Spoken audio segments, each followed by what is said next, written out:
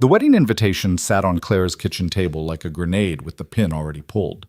Her ex-fiancé, the man who'd ghosted her 3 years ago without a word, wanted her there, wanted her to watch him marry someone else. The elegant script on the envelope blurred as her hands shook. She should burn it, throw it away, pretend it never arrived. Instead, Clara did something that surprised even herself. She decided to go. If you want to see how a forgotten waitress becomes the woman everyone can't stop watching, stay until the end. Hit that like button and comment with your city.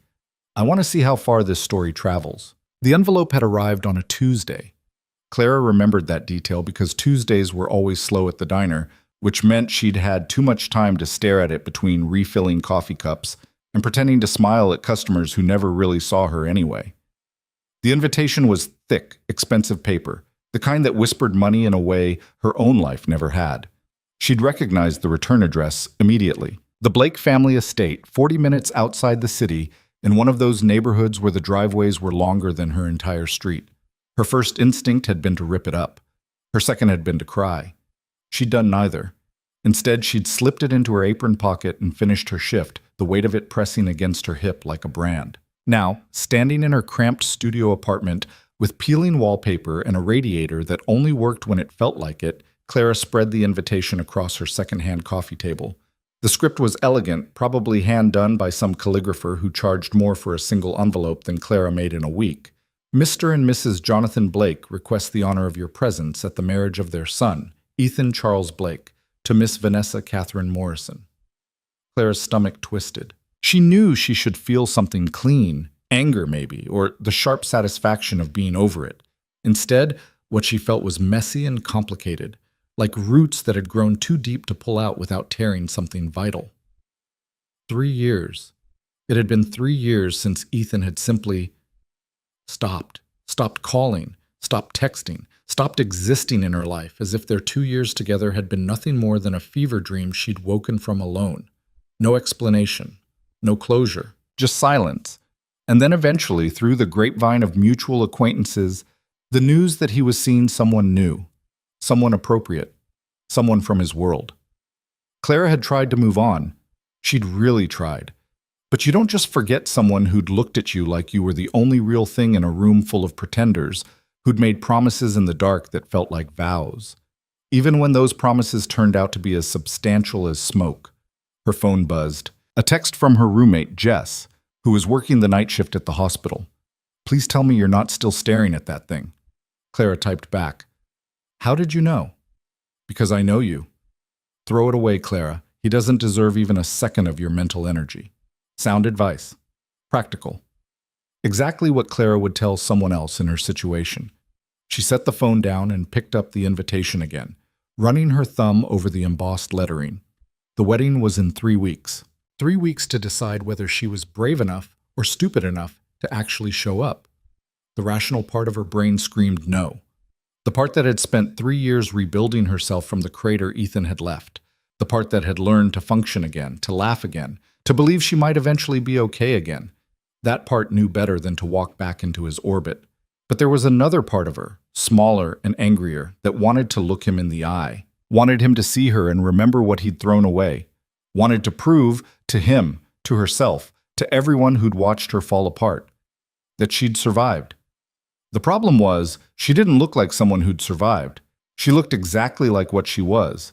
A 28-year-old waitress living paycheck to paycheck in a building where the elevator had been broken for 6 months. Her wardrobe consisted of the 2 dresses she rotated for any occasion that wasn't work.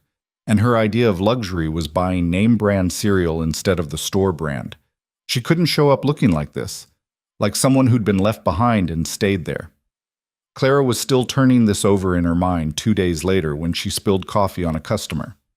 Not just any customer, the customer. The one in the corner booth who always ordered black coffee and sat for hours with a laptop and papers spread across the table like he was running a business from her diner.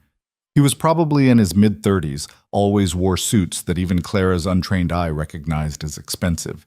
And he never smiled, not once in the 3 months he'd been coming in. "Oh my God," Clara gasped, grabbing napkins and dabbing uselessly at the spreading brown stain on his sleeve. "I'm so sorry, I didn't, it's fine." His voice was clipped, controlled. He moved his papers out of the splash zone with quick efficiency. It's not fine. Your shirt is just a shirt. He finally looked up at her, and Clara found herself staring into eyes that were an unsettling shade of gray. Not warm gray, not soft gray, steel gray, the kind that saw too much. You've been distracted all week. Whatever it is, deal with it before you hospitalize someone with third-degree burns. Clara felt her face flush. I said I'm sorry. And I said it's fine. He pulled his laptop closer, effectively dismissing her. She should have walked away. Should have taken the out he'd given her and gone back to her other tables. Instead, she heard herself say, Do you always have to be such an asshole? The words were out before she could stop them. In 4 years of waitressing, Clara had perfected the art of swallowing her actual thoughts. Customers could be rude, handsy, or completely impossible, and she smiled through it all because she needed the tips. But today, apparently, her filter had gone on vacation. The man's eyebrows rose slightly, the closest thing to surprise she'd seen from him. Excuse me? You heard me. Clara was committed now, even as her rational brain screamed at her to shut up. You've been coming here for months. You never say please, you never say thank you, and just now when I apologized, you basically told me I'm incompetent. I told you to deal with your distraction, which is none of your business. They stared at each other. Clara waited for him to call her manager, to demand she be fired, to make a scene. Instead, something shifted in his expression, not quite a smile, but a crack in the armor. You're right, he said. That was out of line. Clara blinked. What? I said you're right. He closed his laptop. Sit down. I'm working. The diner's empty except for the old man at the counter who hasn't looked up from his newspaper in 40 minutes. Sit. Clara glanced around. He wasn't wrong. Thursday afternoons were dead. Still, she hesitated. I'm not going to attack you, the man said dryly. I'm going to buy you a cup of coffee, and you're going to tell me what's got you so distracted you're assaulting customers with hot beverages. I don't... Sit down, Clara. The use of her name, right there on her name tag, but still, made it feel personal somehow. Against her better judgment, she slid into the booth across from him. Up close, she could see details she'd missed from a distance. A small scar above his left eyebrow. Tired lines around his eyes that suggested he didn't sleep enough. Hands that looked strong, but showed no signs of manual labor. Office hands, but confident ones. I'm Adrian, he said. Adrian Vale. I know. I've seen your credit card. Fair enough. He signaled to Marcus, the other server, who raised an eyebrow but brought over 2 cups of coffee. So, what is it? Boyfriend trouble? Family drama? Existential crisis? Why do you care? I don't particularly. Adrian dumped sugar into his coffee without measuring. But I'm curious. You've been competent, if not particularly memorable, for months. Then this week, you've been a mess. Something changed. Clara should have been offended by not particularly memorable, but he wasn't wrong. She'd cultivated invisibility like a skill. Kept her head down, did her job, went home. Safe. Forgettable. I got a wedding invitation, she heard herself say. From my ex. Adrian's expression didn't change. And he's the one who ended things. Just stopped talking to me one day. No explanation, no closure, and now he wants me to watch him marry someone else. So don't go. That's what everyone says. Everyone's usually right about the obvious things. Adrian studied her over the rim of his cup. But you want to go anyway. It wasn't a question. Clara felt stripped bare under that gray gaze. I want him to see me. To know I didn't just disappear, that I'm not nothing. But you think you look like nothing. Direct hit. Claire's throat tightened. I don't exactly scream doing great without you. No, Adrian agreed. You scream barely holding it together, which is honest at least, but not particularly strategic. Clara stood up. Thanks for the pep talk, really inspiring. Sit down, I'm not finished. I don't have to. What if I could help you? Clara froze. What? Adrian leaned back, his expression calculating. You want to show up at this wedding looking like someone who moved on, someone who won, someone memorable. I can make that happen. You're insane. I'm practical. He pulled out his phone, tapped something, then showed her the screen. It was a photo from what looked like a charity gala. Adrian in a tuxedo with a stunning woman in a red dress on his arm. I need a date for a series of events over the next month. Someone presentable. Someone who can hold a conversation and not embarrass me in front of clients and competitors. Clara stared at the photo, then at him. You want to hire me as an escort? I want to hire you as a fiancé. The word landed like a slap. You're definitely insane.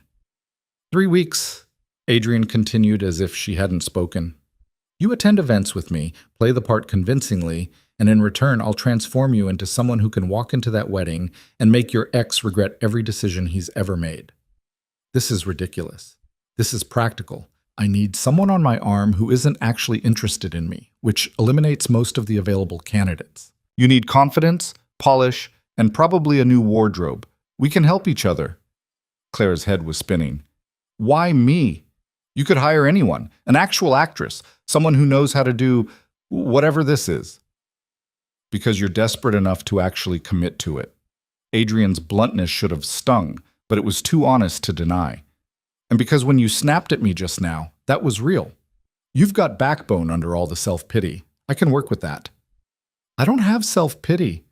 You're considering going to your ex's wedding to prove you're okay. That's textbook self-pity. He finished his coffee. Here's the deal. 3 weeks. I'll pay you $20,000, cover all expenses, and provide everything you need to transform from invisible waitress to unforgettable. All you have to do is show up when I need you and convince people we're engaged. $20,000. Clara's rent was $700 a month. That kind of money could change everything. Could give her breathing room, options, a chance to actually think about what she wanted instead of just surviving. This is crazy, she whispered. Probably. Adrian stood, pulled out his wallet, and dropped $200 bills on the table. One for the coffee, one for thinking it over. You have until tomorrow to decide. He was halfway to the door when Clara called out, Why are you doing this? Adrian turned back. For a moment, something genuine crossed his face, something that looked almost like pain before it was shuttered away. Because I need you to be someone you're not, and you need to remember who you could be. That's called a fair trade. Then he was gone, and Clara was left staring at $200 and an offer that felt like either salvation or the worst mistake of her life. She didn't sleep that night, lay in bed staring at the ceiling, running through every possible outcome. The smart move was obvious. Say no, throw away the wedding invitation, keep her head down, and her life small and safe. But Clara was so tired of safe, tired of being invisible, tired of letting Ethan's abandonment define her. When morning came, she grabbed her phone before she could overthink it. Adrian had left his number on the receipt. She typed out a message, deleted it, typed another, deleted that too. Finally, she settled on 4 words. I'm in. What's next? The response came 30 seconds later. Saturday, 9 a.m. I'll send you the address. Don't be late. Clara spent the next 2 days in a fog of anxiety and anticipation. She told Jess she was picking up some catering shifts for extra money, which wasn't technically a lie, but felt like one anyway. Jess would think she was insane. Hell, Clara thought she was insane. Saturday morning, she took 3 buses to reach the address Adrian had sent. It was in a part of the city she never had reason to visit, where the buildings were sleek glass and steel, where everyone walking past looked like they had somewhere important to be. The address led to a high-rise with a doorman who checked her name against a list before allowing her into the elevator. 23rd floor. Her stomach churned the entire ride up. Adrian answered the door in jeans and a t-shirt, which was somehow more unsettling than the suits. It made him look younger. Human. You're on time, Wiz, he said. That's a start. The penthouse was exactly what Clara expected. Minimal furniture, floor-to-ceiling windows with a view of the city, art that was probably worth more than she'd make in a lifetime. It screamed money in that quiet way that was somehow louder than obvious displays of wealth. Before we start, Adrian said, gesturing her toward the living room, we need to establish ground rules. Clara sat on the edge of a leather couch that probably cost more than her car. Okay.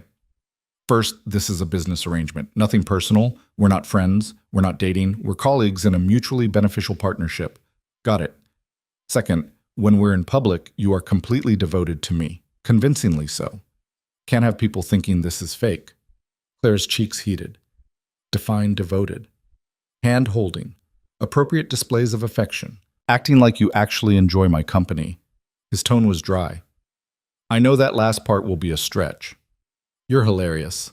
Third, you do exactly what I tell you to do regarding your transformation. No arguing, no second guessing. I know what works in my world. You don't. The arrogance should have pissed her off. Instead, Clara found it oddly reassuring. At least he was honest about it. And fourth, Adrian continued, when this is over, it's over. Clean break. No drama, no complications. You go to your wedding, make your statement, and we walk away from each other. That's the part I'm most looking forward to, Clara muttered. Something that might have been amusement flickered across Adrian's face. Good. Then we understand each other. He stood. Come on, we're starting with the easy part. What's the easy part? Shopping, Clara laughed. She couldn't help it. The idea of shopping being easy showed exactly how different their worlds were. I don't think... Rule 3, Adrian interrupted. No arguing. Let's go. The next 4 hours were surreal. Adrian drove them to a district Clara had only seen in magazines, where stores didn't have price tags because if you had to ask, you couldn't afford it anyway. He moved through boutiques like he owned them, pointing at things while salespeople rushed to accommodate. Clara stood like a mannequin while she was measured, dressed, redressed. Adrian sat in a chair giving curt yeses or nos to each outfit. No maybes. Everything was definitive. That one washes you out. Too trendy. She needs classic. Better. We'll take it in navy and black. Clara caught sight of herself in a mirror wearing a dress that probably cost more than her monthly salary. She looked different. The dress had structure, made her look taller, more polished. But her face still looked uncertain, her posture still defensive. Stop slouching, Adrian said without looking up from his phone. Clara straightened automatically, then felt annoyed at herself for following orders so easily. By the time they left, Clara had 6 bags of clothes, 3 pairs of shoes, and a mild case of shell shock. Adrian loaded everything into his car like it was nothing. Monday, he said as they drove back toward her neighborhood. I'm sending a car for you at 6 a.m. In the morning? Yes, Clara. Morning happens before noon. You'll be meeting with my stylist, then my personal trainer. Then we're having dinner with a potential client and his wife. Consider it a trial run. 6 a.m. is Rule 3. Clara bit back her protest. She'd agreed to this. No backing out now. When Adrian pulled up in front of her building, he didn't comment on the graffiti or the broken streetlight, just handed her a garment bag from the back seat. For Monday night, don't lose it. Clara took the bag. Thank you. For today. I know you didn't have to... I'm not doing you a favor, Adrian interrupted. This is a business transaction. Don't make it complicated. Right. Business. Got it. She climbed out of the car, then paused. Adrian, why do you need a fake fiancé anyway? His expression shuddered. Because real ones come with expectations I'm not interested in meeting.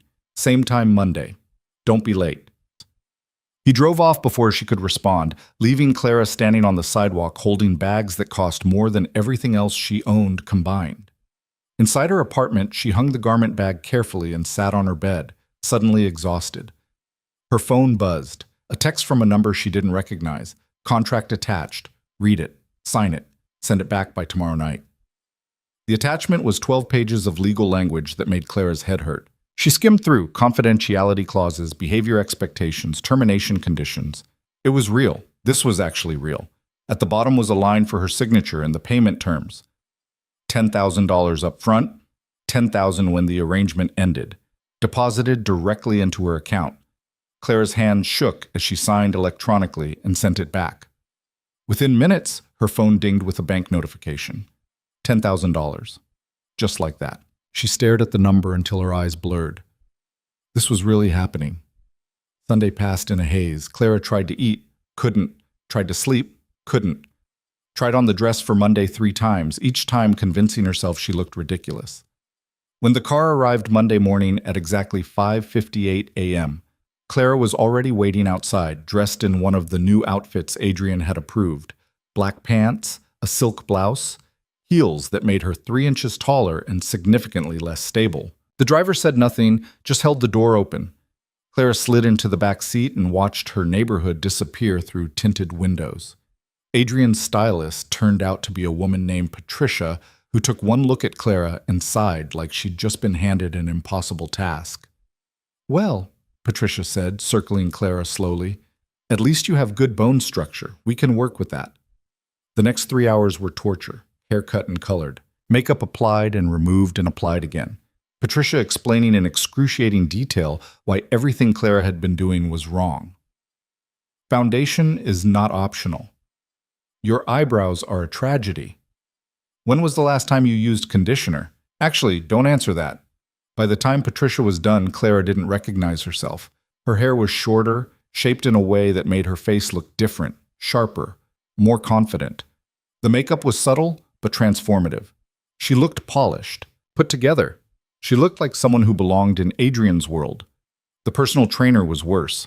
A man named Marcus who seemed to think that 6 a.m. was a perfectly reasonable time to make someone do burpees. "Posture," he barked, as Clara struggled through her third set. "You walk like you're apologizing for taking up space. Stop it." "I'm dying," Clara gasped. "You're fine. 20 more. 20. By the time Marcus declared her acceptable for now, Clara was drenched in sweat and seriously reconsidering every life choice that had led to this moment. A shower and another round with Patricia's makeup kit later, Clara was stuffed into the dress from the garment bag, a deep emerald green that hugged her body in ways that felt both elegant and terrifying. Adrian picked her up at 7. His eyes traveled over her once, quick and assessing. "Better?" was all he said. "You're welcome," Clara shot back. The dinner was at a restaurant where the menu didn't have prices, and the waiters moved like dancers. Clara's nerves were screaming, but she forced herself to sit straight, smile, make eye contact. The clients were an older couple, Richard and Margaret Sutton. Richard owned a chain of luxury hotels. Margaret had opinions about everything and wasn't shy about sharing them. "So how did you two meet?" Margaret asked, her eyes sharp despite her friendly tone. Clara froze. They hadn't discussed this, hadn't prepared a story. Adrian's hand found hers under the table, steady and warm. "She spilled coffee on me," he said smoothly. "I was an ass about it. She called me out. I was impressed." The truth, delivered like a romance. Clara felt something shift in her chest, gratitude maybe, or the first genuine connection to this stranger she'd tied herself to. "How refreshing," Margaret said. "A woman who doesn't let you get away with anything." "She's a constant challenge," Adrian agreed, his thumb brushing across Clara's knuckles. "For show," she reminded herself. Just for show. The rest of the dinner passed in a blur of conversation Clara was only half present for. She watched Adrian work the room, charming and ruthless in equal measure, and understood why he was successful. He read people like books, gave them exactly what they needed to feel important. When they finally left, Clara's face hurt from smiling. "You did well," Adrian said as they walked to his car. "Richard's going to sign the contract." "How do you know?" "Because Margaret liked you, and Richard does whatever makes Margaret happy." He opened her door. "Same time tomorrow." "Tomorrow?" "Art gallery opening. Wear the black dress. I'll send details." The next 2 weeks blurred together. Events every few days, gallery openings, charity dinners, business lunches. Clara learned to smile on command, to make small talk with strangers, to navigate rooms full of people who had more money than she could conceptualize. And slowly, something shifted. The first few events she'd felt like an imposter, waiting to be exposed. But as days passed, she started to notice things. The way people responded to confidence, even fake confidence.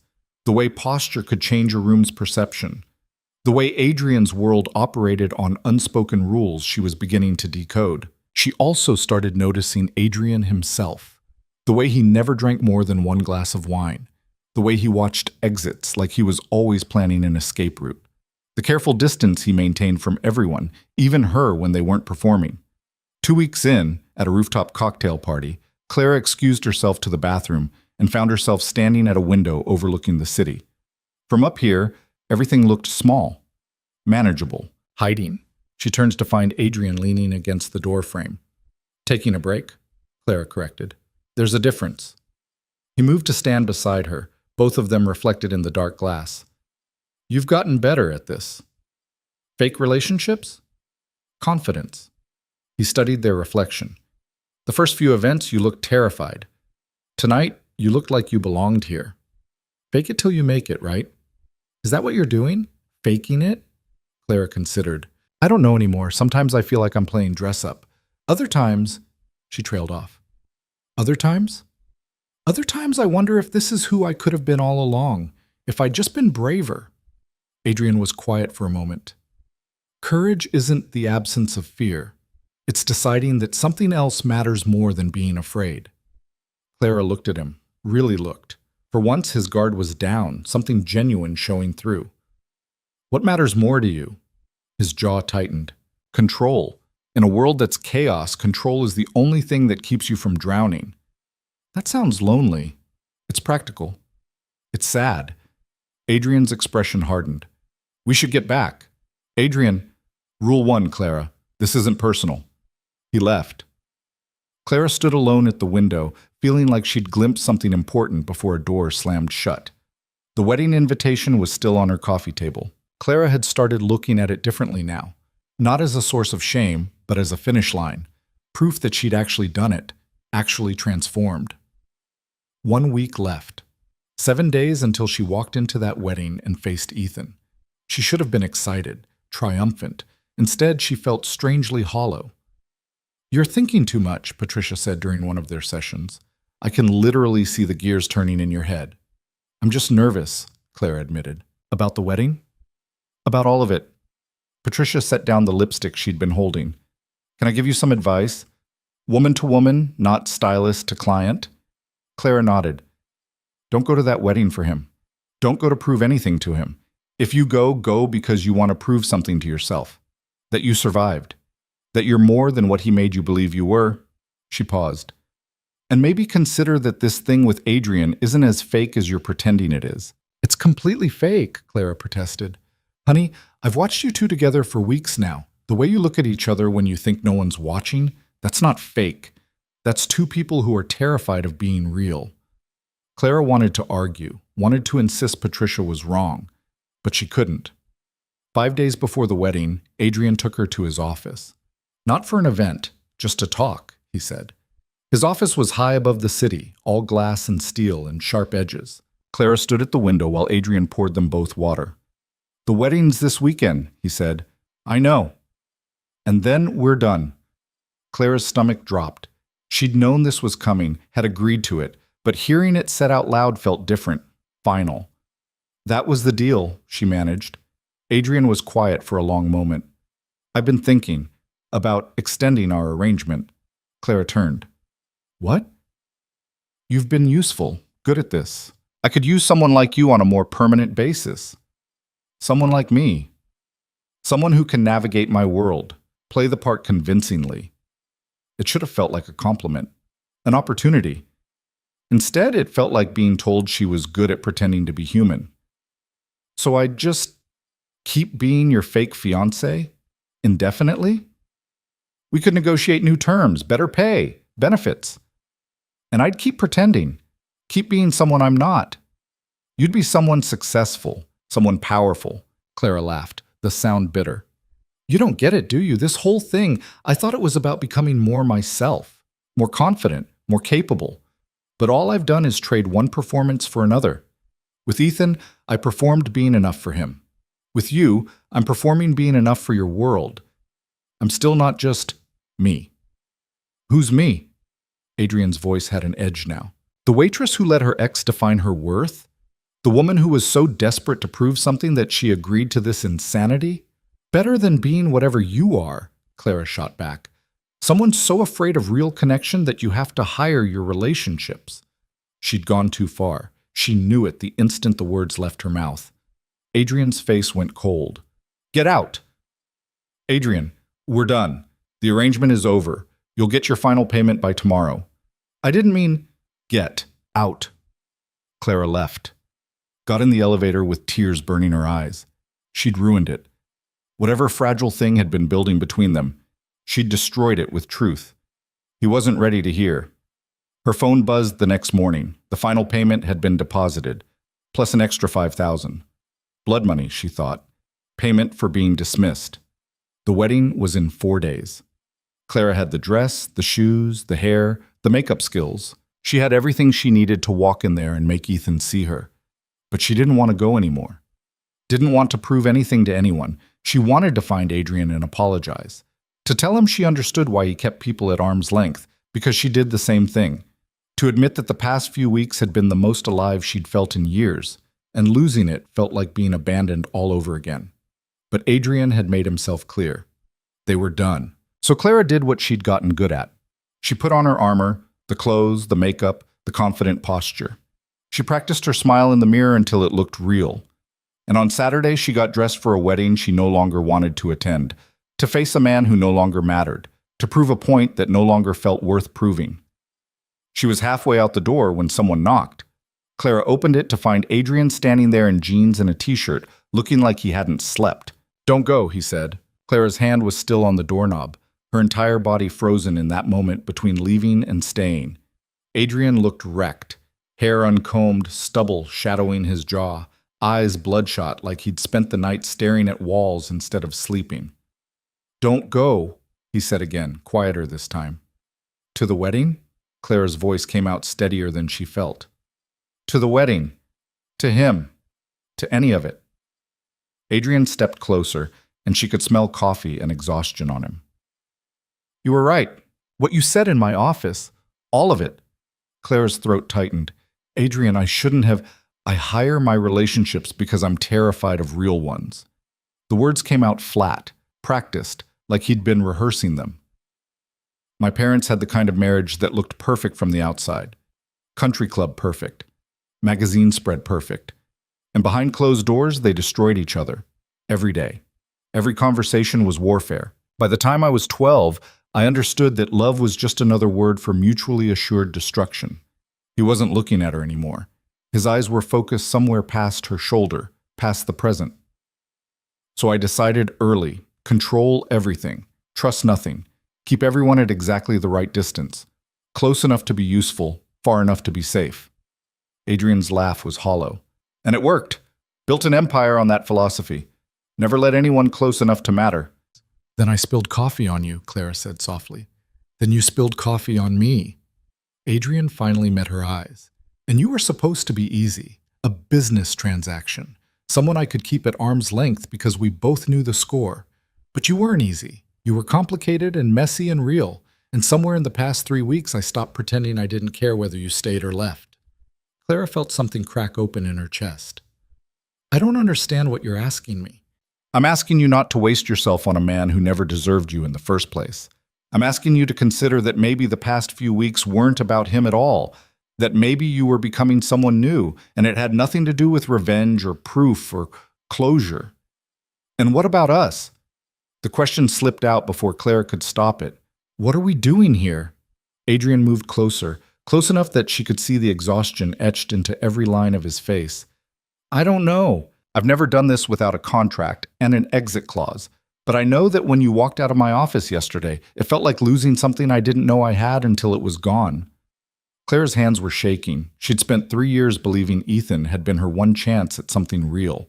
Spent 3 weeks believing this thing with Adrian was just performance. And now both men stood between her and whatever came next. One pulling her backward into old wounds, one pulling her towards something terrifying and undefined. "I should still go," she heard herself say. "To the wedding. Not for him. For me. To close that chapter completely." Adrian's jaw tightened. "And then what?" "Then I figure out what comes next. Without a script. Without performing for anyone." Clara took a breath. "Including you." Something flickered across Adrian's face. Hurt, maybe, or understanding. "So this is you choosing yourself." "This is me trying to." Clara reached out, her fingers brushing his. Just that small contact sent electricity up her arm. "But I need to do it alone. No safety nets, no contracts, no one telling me who to be." Adrian looked at their joined hands. For a long moment, Clara thought he might argue, might pull her close and kiss her and make all of this simpler and more complicated at once. Instead, he stepped back. "Okay," he said. "Go to your wedding. Close your chapter. And Clara? He paused at the top of the stairs. When you're done figuring yourself out, call me, if you want to. Then he was gone, and Clara was left standing in her doorway wearing a dress that cost more than her rent, more confused than she'd been in years. The drive to the Blake estate took 40 minutes. Clara made it in 35, her foot heavy on the accelerator of the car she'd rented because showing up in her decade-old sedan felt wrong. The whole thing felt surreal, like watching herself in a movie about someone else's life. The estate looked exactly as she remembered. Sprawling mansion, manicured gardens, the kind of wealth that whispered instead of shouted. Cars lined the circular driveway. Mercedes, BMWs, one Bentley that probably cost more than Clara would make in a lifetime. She parked between a Lexus and a Tesla, feeling her confidence waver. What was she doing here? What did she possibly think this would accomplish? But she'd come this far. Might as well see it through. The ceremony was being held in the garden. Clara followed the sound of string music around the side of the house, her heels sinking slightly into the perfect grass. Ahead, white chairs were arranged in neat rows. Maybe 200 guests, all of them dressed like they'd stepped out of a catalog. Clara found a seat in the back, grateful for the anonymity. From here, she could see without being seen, could observe without being observed. The music shifted. Everyone stood, and there, walking down an aisle scattered with rose petals, was Vanessa. She was beautiful. Of course she was beautiful, tall, blonde, the kind of effortless elegance that came from good genes and better money. Her dress probably cost what Clara made in 6 months. She looked like she belonged here, like she'd been bred for exactly this moment. And then Ethan turned to watch his bride approach, and Clara felt nothing. No pain, no longing, no regret. Just a strange, detached observation that he looked older. His hair was thinner at the temples. He'd put on weight, not much, but enough to soften the sharp edges she remembered. He looked happy. Nervous, but happy. Good for him, Clara thought, and meant it. The ceremony was short. Traditional vows, nothing personal or surprising. Ethan's voice shook slightly when he said, "I do." Vanessa's remained steady. They kissed. Everyone applauded, and just like that, it was over. Clara should have left then, should have slipped out during the commotion of guests standing and chattering and making their way to the reception tent. Mission accomplished. She'd seen Ethan marry someone else and survived it, but something kept her rooted in place. Some need to see this through completely, to walk into that reception and prove to herself that she really didn't care anymore. The tent was excessive, even by Blake family standards. Crystal chandeliers somehow suspended from fabric, tables draped in silk, centerpieces that were probably worth more than Clara's car. A band, not a DJ, playing jazz standards. Clara accepted a glass of champagne from a passing waiter and found a spot near the edge of the tent. From here, she could watch the crowd, old money mixing with new, everyone performing their own version of belonging. "Clara?"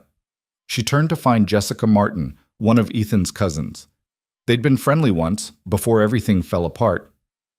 "Jessica, hi." Clara forced a smile.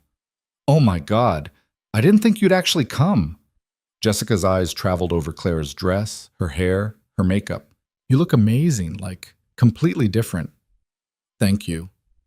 "No, I mean, you look great. Really. Are you here with someone?" The question Clara had been dreading. She could lie, could say yes and invent a phantom date, could tell the truth and watch pity cloud Jessica's expression. "I'm here alone," Clara said. "Just wanted to pay my respects." "That's very mature of you." Jessica sounded impressed. "I always thought Ethan was an idiot for how he handled things with you, just disappearing like that, so cowardly." Clara blinked. "You did?" "Everyone did. Well, everyone except his mother, but she never liked you anyway. Thought you weren't good enough for her precious boy." Jessica rolled her eyes. "Between you and me?" Vanessa's family money was the selling point.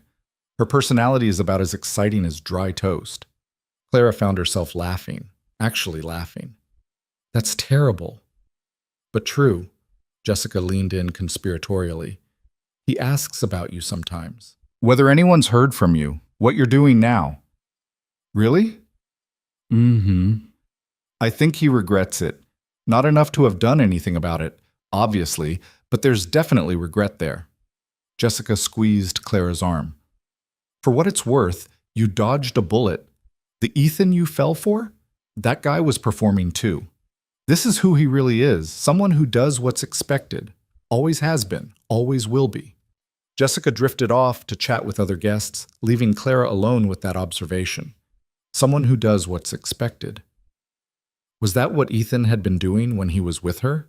Playing at rebellion, at choosing love over obligation, right up until the moment it got too real? Well, well, the ghost of girlfriends passed. Clara didn't need to turn around to recognize that voice. Ethan's mother, Patricia Blake, the woman who'd made it clear from day one that a waitress from the wrong side of town would never be good enough for her son. Clara turned slowly, keeping her expression neutral. Mrs. Blake, congratulations on the wedding. Patricia's eyes narrowed, taking in Clara's transformation the way a jeweler might examine a suspicious diamond. I must say, I'm surprised to see you here. I didn't realize you and Ethan had remained in contact. We haven't. Then why... Patricia stopped, understanding dawning. Ah, you came to make a scene. How predictable. Clara could feel eyes turning toward them, conversations quieting. The tent suddenly felt smaller, the air thicker. I didn't come to make a scene, Clara said quietly. I came because I was invited. By whom? Certainly not by your son. Clara pulled the invitation from her purse, held it up. See? My name, his wedding. An invitation is an invitation, Mrs. Blake. Patricia's face flushed. That must have been a mistake. An oversight in the guest list. You can't possibly think you're actually welcome here. Mother. Ethan appeared at Patricia's elbow, looking uncomfortable. Up close, Clara could see the lines around his eyes, the tension in his shoulders. He looked tired. Not unhappy exactly, but worn. Ethan, Clara said evenly. Clara. His eyes moved over her face like he was trying to reconcile memory with reality. You came. You invited me. I didn't think you actually would. Why send the invitation then? Ethan glanced at his mother, who was watching this exchange like a hawk eyeing prey. Could we talk? Privately? Patricia made a small sound of protest, but Ethan was already guiding Clara toward a quieter corner of the tent, away from interested ears. You look different, he said once they were alone. Good. Really good. Thank you. I mean it. You look like... He struggled for words. Like you've been doing well. I have been. It wasn't entirely true, but it wasn't entirely false either. Ethan ran a hand through his hair, a nervous gesture Clara remembered too well. I owe you an apology for how I ended things, for just disappearing. That was cowardly. Yes, it was. He blinked, clearly expecting her to make it easier for him, to say it was okay, water under the bridge. Clara didn't. I was scared, Ethan continued. We were getting serious and my family was putting pressure on me to make better choices, to think about my future. And you were not part of that future. You were everything they weren't, everything they didn't approve of. And I didn't know how to choose between you and them, so I just didn't choose. I let it dissolve, took the coward's way out. Clara studied him, waited for the anger to come, the hurt, the satisfaction of hearing him admit fault. Instead, she just felt tired. Why did you invite me here? She asked. I don't know. Guilt, maybe? Or maybe I wanted to see you one more time, to know that you were okay, that I hadn't completely destroyed you. You didn't destroy me, Clara said. You hurt me. There's a difference.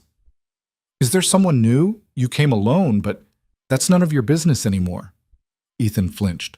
Right, of course. I want you to be happy, Clara. I really do. Do you love her? Clara asked. Vanessa. Do you actually love her, or is she just the safe choice? That's not fair. It's a simple question. Ethan's jaw tightened. I care about her. We're compatible. We want the same things. Sometimes that's enough. Is it? It has to be. He looked miserable. I'm not like you, Clara. I can't just walk away from my family, from expectations, from the life I was raised to live. This is who I am. And there it was. The truth Clara had been too in love to see 3 years ago. Ethan would always choose the path of least resistance. would always prioritize what was expected over what was wanted. It wasn't malicious, it was just who he was. I should get back, Ethan said. Vanessa will wonder where I went. Go, Clara said. Congratulations on your marriage. I mean that. Clara, we're done, Ethan. We've been done for 3 years. This? She gestured around the tent. This was me closing the door completely. So go be happy with your appropriate wife and your approved life. I'm not angry anymore. I'm just done.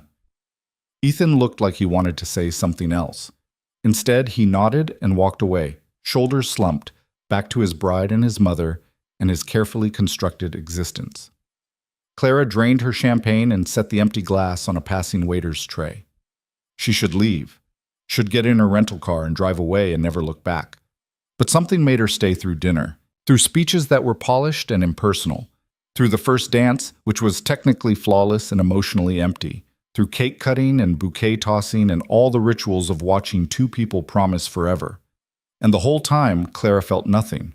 No jealousy, no regret, no longing for what might have been, just a quiet certainty that this perfect, empty, expected life would have suffocated her eventually.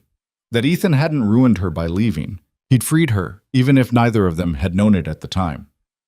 You're still here. Clara turned to find a man about her age, vaguely familiar. One of Ethan's friends, probably. She couldn't remember his name. Just leaving, actually, she said. Brave of you to come. Ex-girlfriend at the wedding. That takes guts.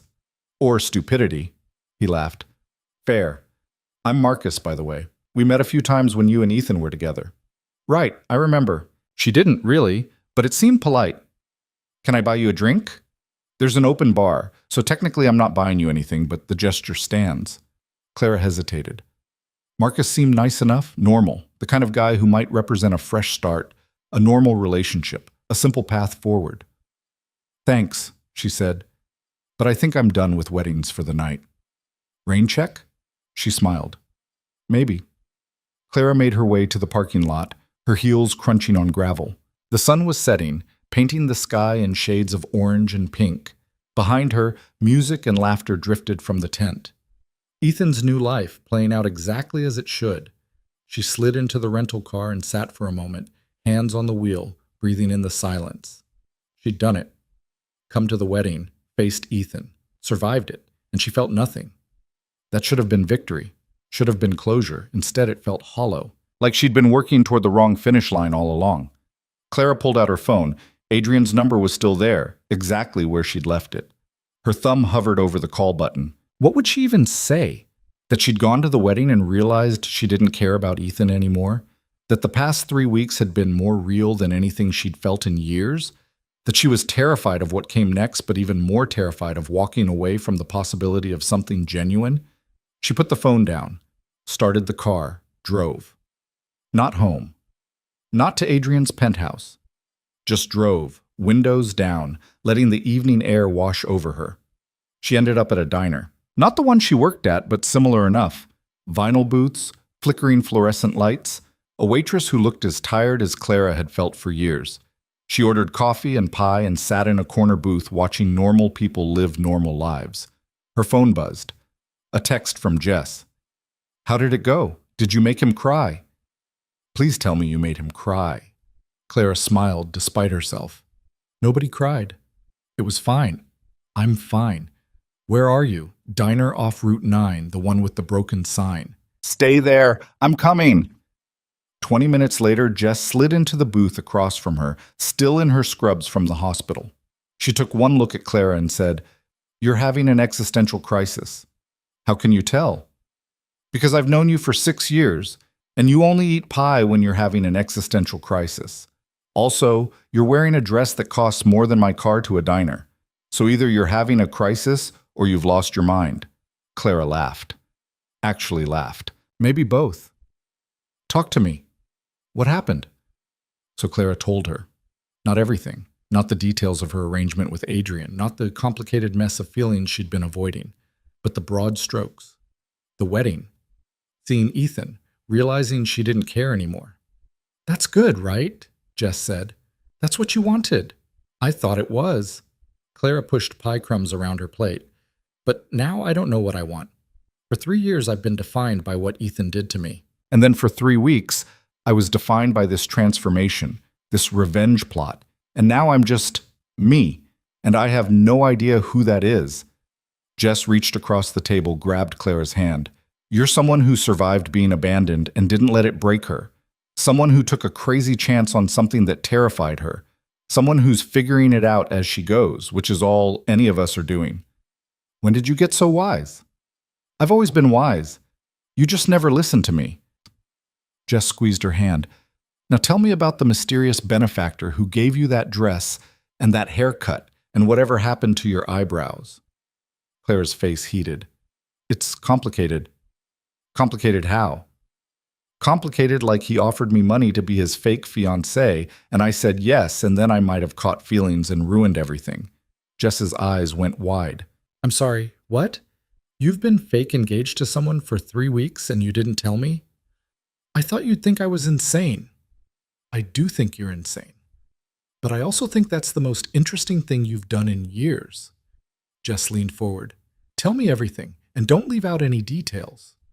So Clara told her. The coffee spill. Adrian's offer. The contract. The events. The slow realization that what she felt wasn't fake anymore. The fight. His appearance at her door this morning. When she finished, Jess was quiet for a long moment. Okay, she finally said. So you're in love with him? I didn't say that. You didn't have to. I can hear it in your voice. You're terrified and falling and completely out of your depth. That's not love. That's panic. Sometimes they're the same thing. Jess signaled the waitress for more coffee. The question is, what are you going to do about it? I don't know. I told him I needed to figure myself out first. Do this alone. And do you need to do it alone? Clara thought about the past 3 weeks. The way Adrian had pushed her, challenged her, forced her to see herself differently. The way she'd pushed back, refused to just be what he wanted, insisted on being complicated and difficult and real. I don't know, she admitted. Maybe I need to know I can stand on my own before I try to stand with someone else. Or maybe, Jess said gently, you've been standing on your own for 3 years and you're just scared to lean on someone again. The words hit harder than they should have, because Jess was right. Clara had built her life around not needing anyone, not depending on anyone, not giving anyone the power to hurt her again. And Adrian had slipped past all those defenses without her noticing until it was too late. I don't know how to do this, Clara whispered. How to be with someone without losing myself again. Then maybe you find someone who doesn't want you to lose yourself. Who wants all the complicated, messy, difficult parts? Jess stood, dropped money on the table. Come on, I'm taking you home. I can drive. You're having a crisis. I'm not letting you drive. They drove back to the apartment in comfortable silence. At some point, Clara dozed off, exhausted from the emotional whiplash of the day. She woke up to Jess shaking her shoulder. We're here, and you have a visitor. Clara blinked awake. Adrian was sitting on the steps leading to her building, looking exactly as wrecked as he had that morning. I'll be upstairs, Jess said. Take your time. And Clara, don't overthink this. Just be honest. Clara got out of the car, approached Adrian slowly. He stood when he saw her, hands shoved in his pockets. How was the wedding? He asked. Boring. Expensive. Exactly what I expected. Did it give you what you needed? Clara thought about that, about watching Ethan marry someone else and feeling nothing, about realizing that closure wasn't about him at all. No, she said, because what I needed wasn't there. It was never there. Adrian took a step closer. Where is it? Clara's heart hammered. This was the moment, the choice, safety or risk, alone or together, the path she knew or the one that terrified her. I think it's right here, she said quietly, and that scares me more than anything. Why? Because I don't know how to do this without losing myself, without becoming just what you need me to be. Adrian reached out, his hand cupping her face with surprising gentleness. Then don't. Be difficult. Be complicated. Push back when I'm being an ass, which is often. Keep me honest. The last thing I want is someone who just agrees with me. That sounds exhausting. Probably. His thumb brushed across her cheekbone. But the alternative is going back to that penthouse alone and pretending I don't care that you're not there. And I'm done pretending. Clara closed her eyes, leaning into his touch. I don't have a job anymore. I quit the diner 2 weeks ago. Good. That place was beneath you. I don't know what I want to do with my life. Figure it out. I'll wait. I'm probably going to mess this up spectacularly. So will I. Adrian's forehead touched hers, but at least we'll do it honestly.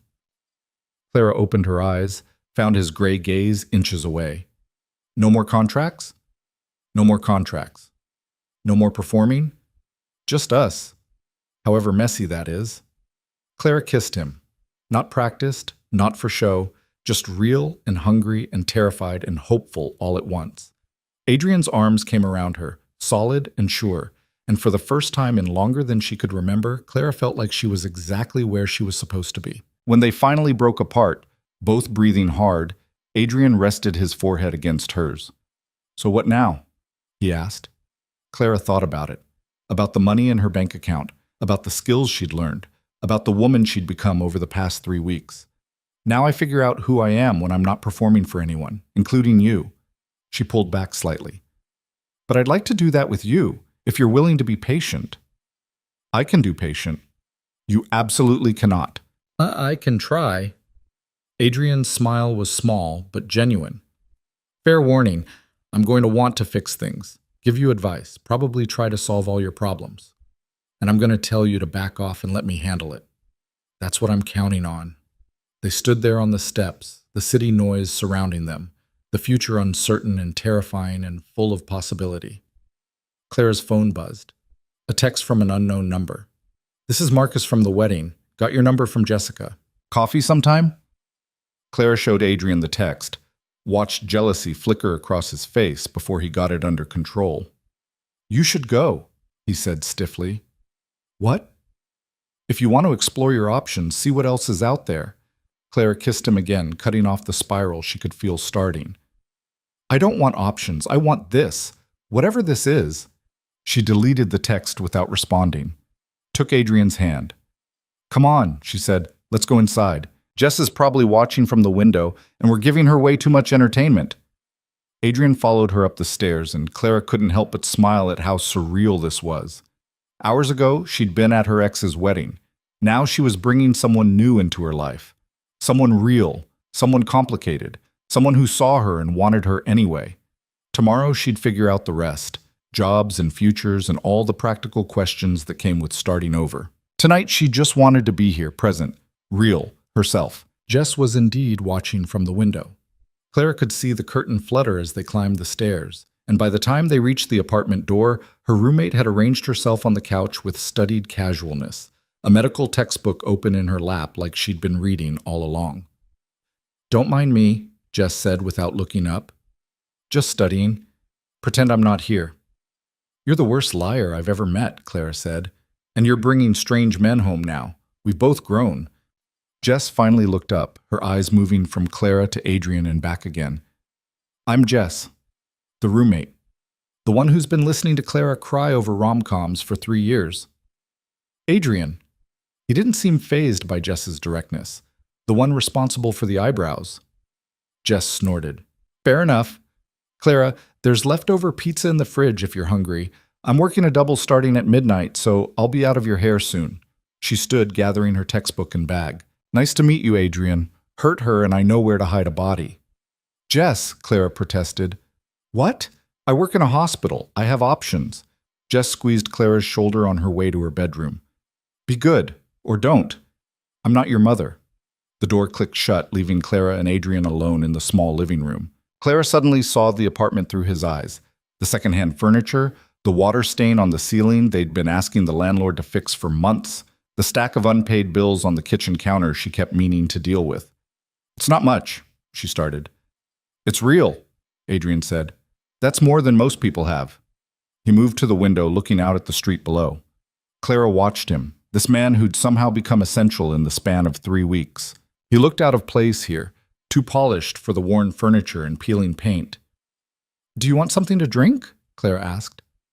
We have water, or actually, just water, maybe some expired orange juice. I'm fine. Adrian turned back to her. Can I ask you something? Sure. What do you actually want? Not what you think you should want, not what would make sense. What do you want for yourself? Clara opened her mouth, then closed it. The honest answer was that she had no idea. For so long, she'd been focused on survival, making rent, getting through shifts, not thinking too hard about the future because the present was hard enough. I don't know, she admitted. The diner was never supposed to be permanent. It was just supposed to be something to pay bills while I figured out what came next. But then years passed and I never figured it out. What were you doing before the diner? College. Dropped out sophomore year when my dad got sick. Needed to work full-time to help with medical bills. Clara sat on the arm of the couch. He died anyway. Left me with debt and no degree and no real plan. Adrian's expression softened. I'm sorry. It was 7 years ago. I'm over it. She wasn't, not really, but it was easier to say than to explain the complicated grief of losing someone who'd been difficult to love but impossible not to. What were you studying? Business? Marketing, specifically? Stupid, right? I was going to change the world with advertising campaigns. That's not stupid. It is when you end up serving coffee to people who actually did something with their lives. Adrian moved closer, sat on the couch proper, so they were at eye level. You know what I think? I have a feeling you're going to tell me. I think you're so busy punishing yourself for not having it all figured out that you've stopped trying to figure it out at all. You've made yourself small, convinced yourself you don't deserve more. Clara's throat tightened. That's not... When was the last time you applied for a job that wasn't waitressing? When was the last time you even looked? The economy's terrible. I don't have a degree. I don't have experience in anything except excuses. Adrian's tone was gentle but firm. All of that's true. None of it means you're stuck. Easy for you to say. You've probably never struggled for anything in your life. Something flashed across Adrian's face. Anger, maybe, or pain. You don't know anything about my life. Then tell me. They stared at each other. Clara could feel the tension, the same kind that had sparked between them from the beginning. Half challenge, half something else. Adrian looked away first. My father built his company from nothing. Immigrant story, bootstrap narrative, all the things people love to hear. What they don't talk about is what it cost him, what it cost all of us. He paused. He worked himself into an early grave, literally. Heart attack at 52. And my mother drank herself through the grief until there was nothing left of her either. Adrian, I was 23, just out of business school, suddenly responsible for a company with 200 employees and no idea what I was doing. His hands clenched. So I learned, fast, made myself indispensable, built walls so high that nothing could touch me. Because if I let anything matter too much, if I let myself feel too much, I'd end up like them, destroyed by caring. Clara reached out, covered his hand with hers. That sounds lonely. It is, but it's also safe. Adrian met her eyes. Until you spilled coffee on me and ruined everything. I'm good at ruining things. You're good at making me feel things I've spent 15 years avoiding. He turned his hand over, threading his fingers through hers. And I hate it, and I can't stop. Clara leaned forward, resting her forehead against his. They stayed like that for a moment, breathing together, not speaking. I don't know how to do this, Clara whispered. How to be someone's person without losing myself. Then we figure it out together, make mistakes, mess it up, try again. You make it sound simple. It's not. But simple things aren't usually worth having. Clara kissed him, slow and soft and real. No performance, no audience. Just them. When they broke apart, Adrian glanced at his watch. I should go. Let you get some rest. You could stay. The words were out before Clara could second-guess them. Adrian raised an eyebrow. Your roommate comes home at midnight. Your apartment has walls like paper. Are you sure? Not for that. Just to stay. Talk. I'm not ready for you to leave yet. Something in Adrian's expression gentled. Okay. They ended up on Clara's bed, fully clothed, talking until the early hours. Adrian told her about the company, about the pressure of keeping his father's legacy alive while trying to make it his own. Clara told him about her dad, about the guilt of being relieved when he died because it meant the medical bills would stop. They didn't solve anything, didn't make grand plans or promises, just existed together in the honesty of it all. Clara woke to sunlight streaming through her window and Adrian's arm across her waist. He was still asleep, his face relaxed in a way she'd never seen it. Younger, vulnerable. She carefully extracted herself, padded to the kitchen. Jess was already there, still in scrubs, looking exhausted. "Long night?" Clara asked. 3 codes, 2 combative patients, and a doctor who thinks he's the only person in the hospital who matters. Jess poured coffee like it was a religious ritual. "But I'm alive, unlike some people I tried to save." She paused. "That sounded darker than I meant it. You need sleep. I need a new career." Jess gestured toward Clara's bedroom. "He stayed. We talked. That's all." "Uh-huh." Jess's knowing smile was infuriating. And nothing. We're figuring it out." "Good. Because he looks at you like you're the only real thing in his world, and you look at him like you're terrified and hopeful at the same time. That's either the start of something great or a spectacular disaster." Very reassuring. "I'm a realist." Jess finished her coffee, set the mug in the sink. "I'm crashing. Wake me if the building's on fire. Otherwise, I'm dead to the world." She paused. "I like him, by the way. Adrian. He's got that whole damaged but trying thing going on. You two might actually work." Clara was still processing that when Adrian emerged from her room, hair disheveled, looking disoriented. "Coffee?" she offered. "Please." He accepted the mug gratefully. "What time is it?" "Almost 9. I have a meeting at 10. He checked his phone, winced. 17 missed calls. That's probably not good. "Go. Do your business thing. I'll still be here when you're done." Adrian hesitated. "What are you doing today?" "I don't know. Job hunting, maybe. Adulting. Come to my office at 3. I have an idea." "That sounds ominous." "It's a good idea. Trust me." He kissed her forehead, quick and casual, like they'd been doing this for years instead of hours. 3 o'clock. Don't be late." After he left, Clara sat with her coffee and thought about what came next. She had money now, more than she'd ever had at once. She could take time to figure things out, go back to school, try something new. The possibilities felt both exciting and terrifying. She spent the morning updating her resume, which was depressing. 4 years at the same diner. A half-finished degree from 7 years ago. No real skills beyond customer service and the ability to carry 4 plates at once. But then she thought about the past 3 weeks. The events she'd attended, the conversations she'd navigated, the confidence she'd built, fake or not. Maybe she had more to offer than she thought. At 2:30, she headed to Adrian's office. The building was just as intimidating as she remembered, all glass and steel and people who looked like they had their lives together. The receptionist recognized her this time.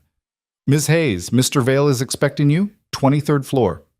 Adrian's assistant, a sharp-eyed woman named Linda, greeted her with a professional smile. "He's finishing a call. Should be just a few minutes. Can I get you anything?" "I'm fine, thank you." Linda's eyes traveled over Clara with the kind of assessment that felt both invasive and oddly respectful. "The hair looks good. Patricia did well." "You know Patricia? Mr. Vale uses her for all his projects." Linda's tone suggested she knew exactly what kind of project Clara had been. "But you're the first one who lasted more than a week." Clara didn't know what to do with that information. Adrian's door opened. A man in an expensive suit emerged, looking pleased.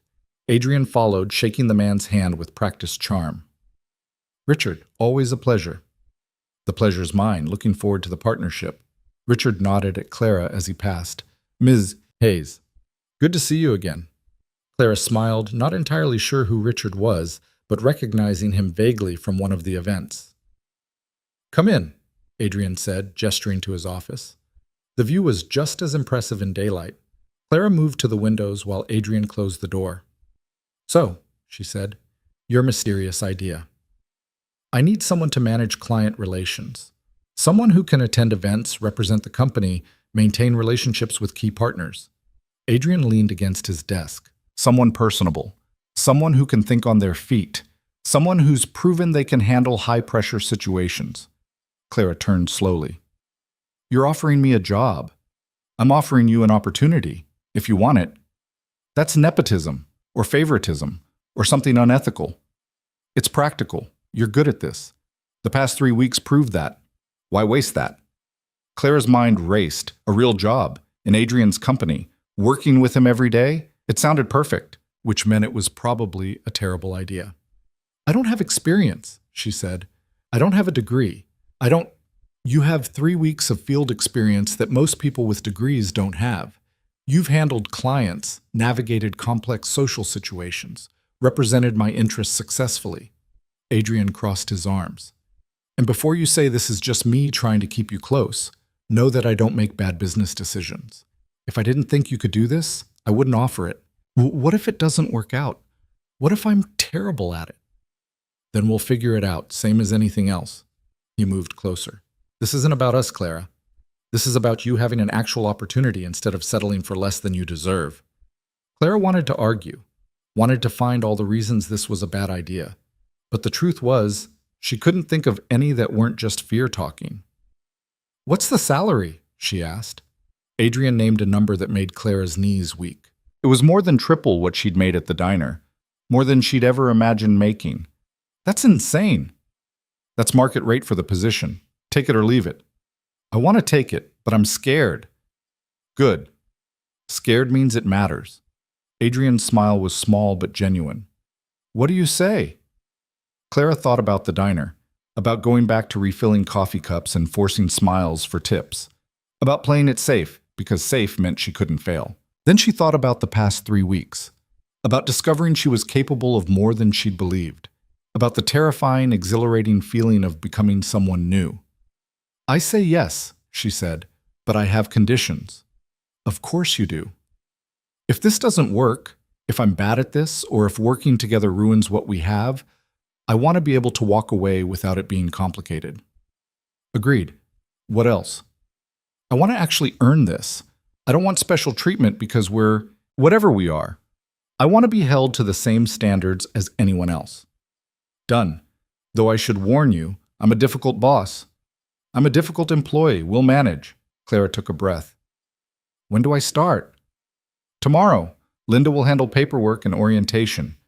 Adrian pulled her close. Thank you. For what? For taking a chance. On this. On me. On yourself. Clara kissed him, quick and certain. Don't make me regret it. I'll do my best. The next morning, Clara showed up at 8 sharp in one of the outfits Adrian had bought her weeks ago. Linda handed her a stack of paperwork, showed her to a small office 3 doors down from Adrian's, and proceeded to give her a crash course in everything she needed to know. The company, Vale Industries, handled commercial real estate development. Adrian's role was acquisition and partnerships, finding properties, negotiating deals, maintaining relationships with investors and clients. Clara's role, as Linda explained it, was to be the face of those relationships when Adrian couldn't be there himself. Attend meetings, host dinners, keep clients happy and engaged. Basically, Linda said, you're doing what you've been doing for the past 3 weeks, just with a title and health insurance. When you put it that way, it sounds easy. Linda's smile was wry. It's not, but you've already proven you can handle it. Just don't sleep with any clients and we'll be fine. But Clara's face heated. I'm not. Adrian and I aren't. Honey, I've worked for Adrian for 8 years. I know when he cares about someone.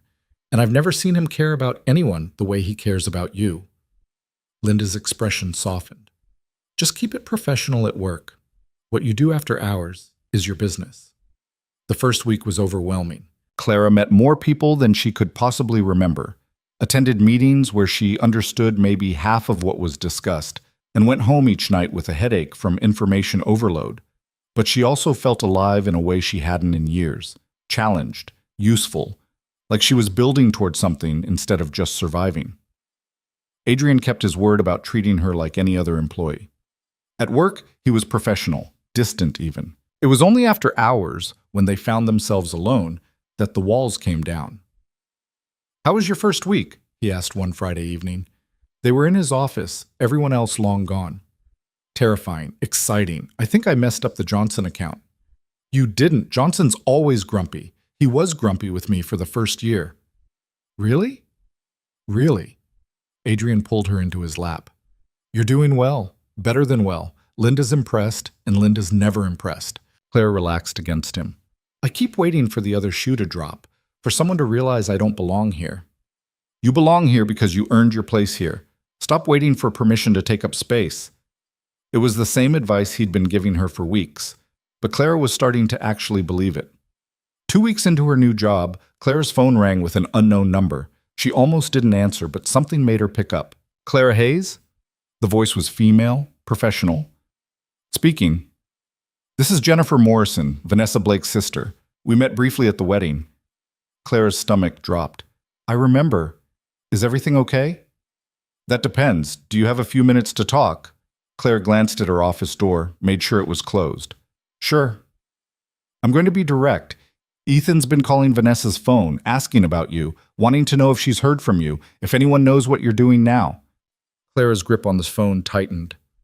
Why? Because apparently seeing you at the wedding reminded him of what he gave up, and now he's having second thoughts about the marriage. Jennifer's tone was clipped. Look, I don't care about your history with Ethan, but my sister is a wreck, and I'd appreciate it if you'd tell him to back off. I haven't talked to Ethan since the wedding. I don't want to talk to Ethan. Could you tell him that directly?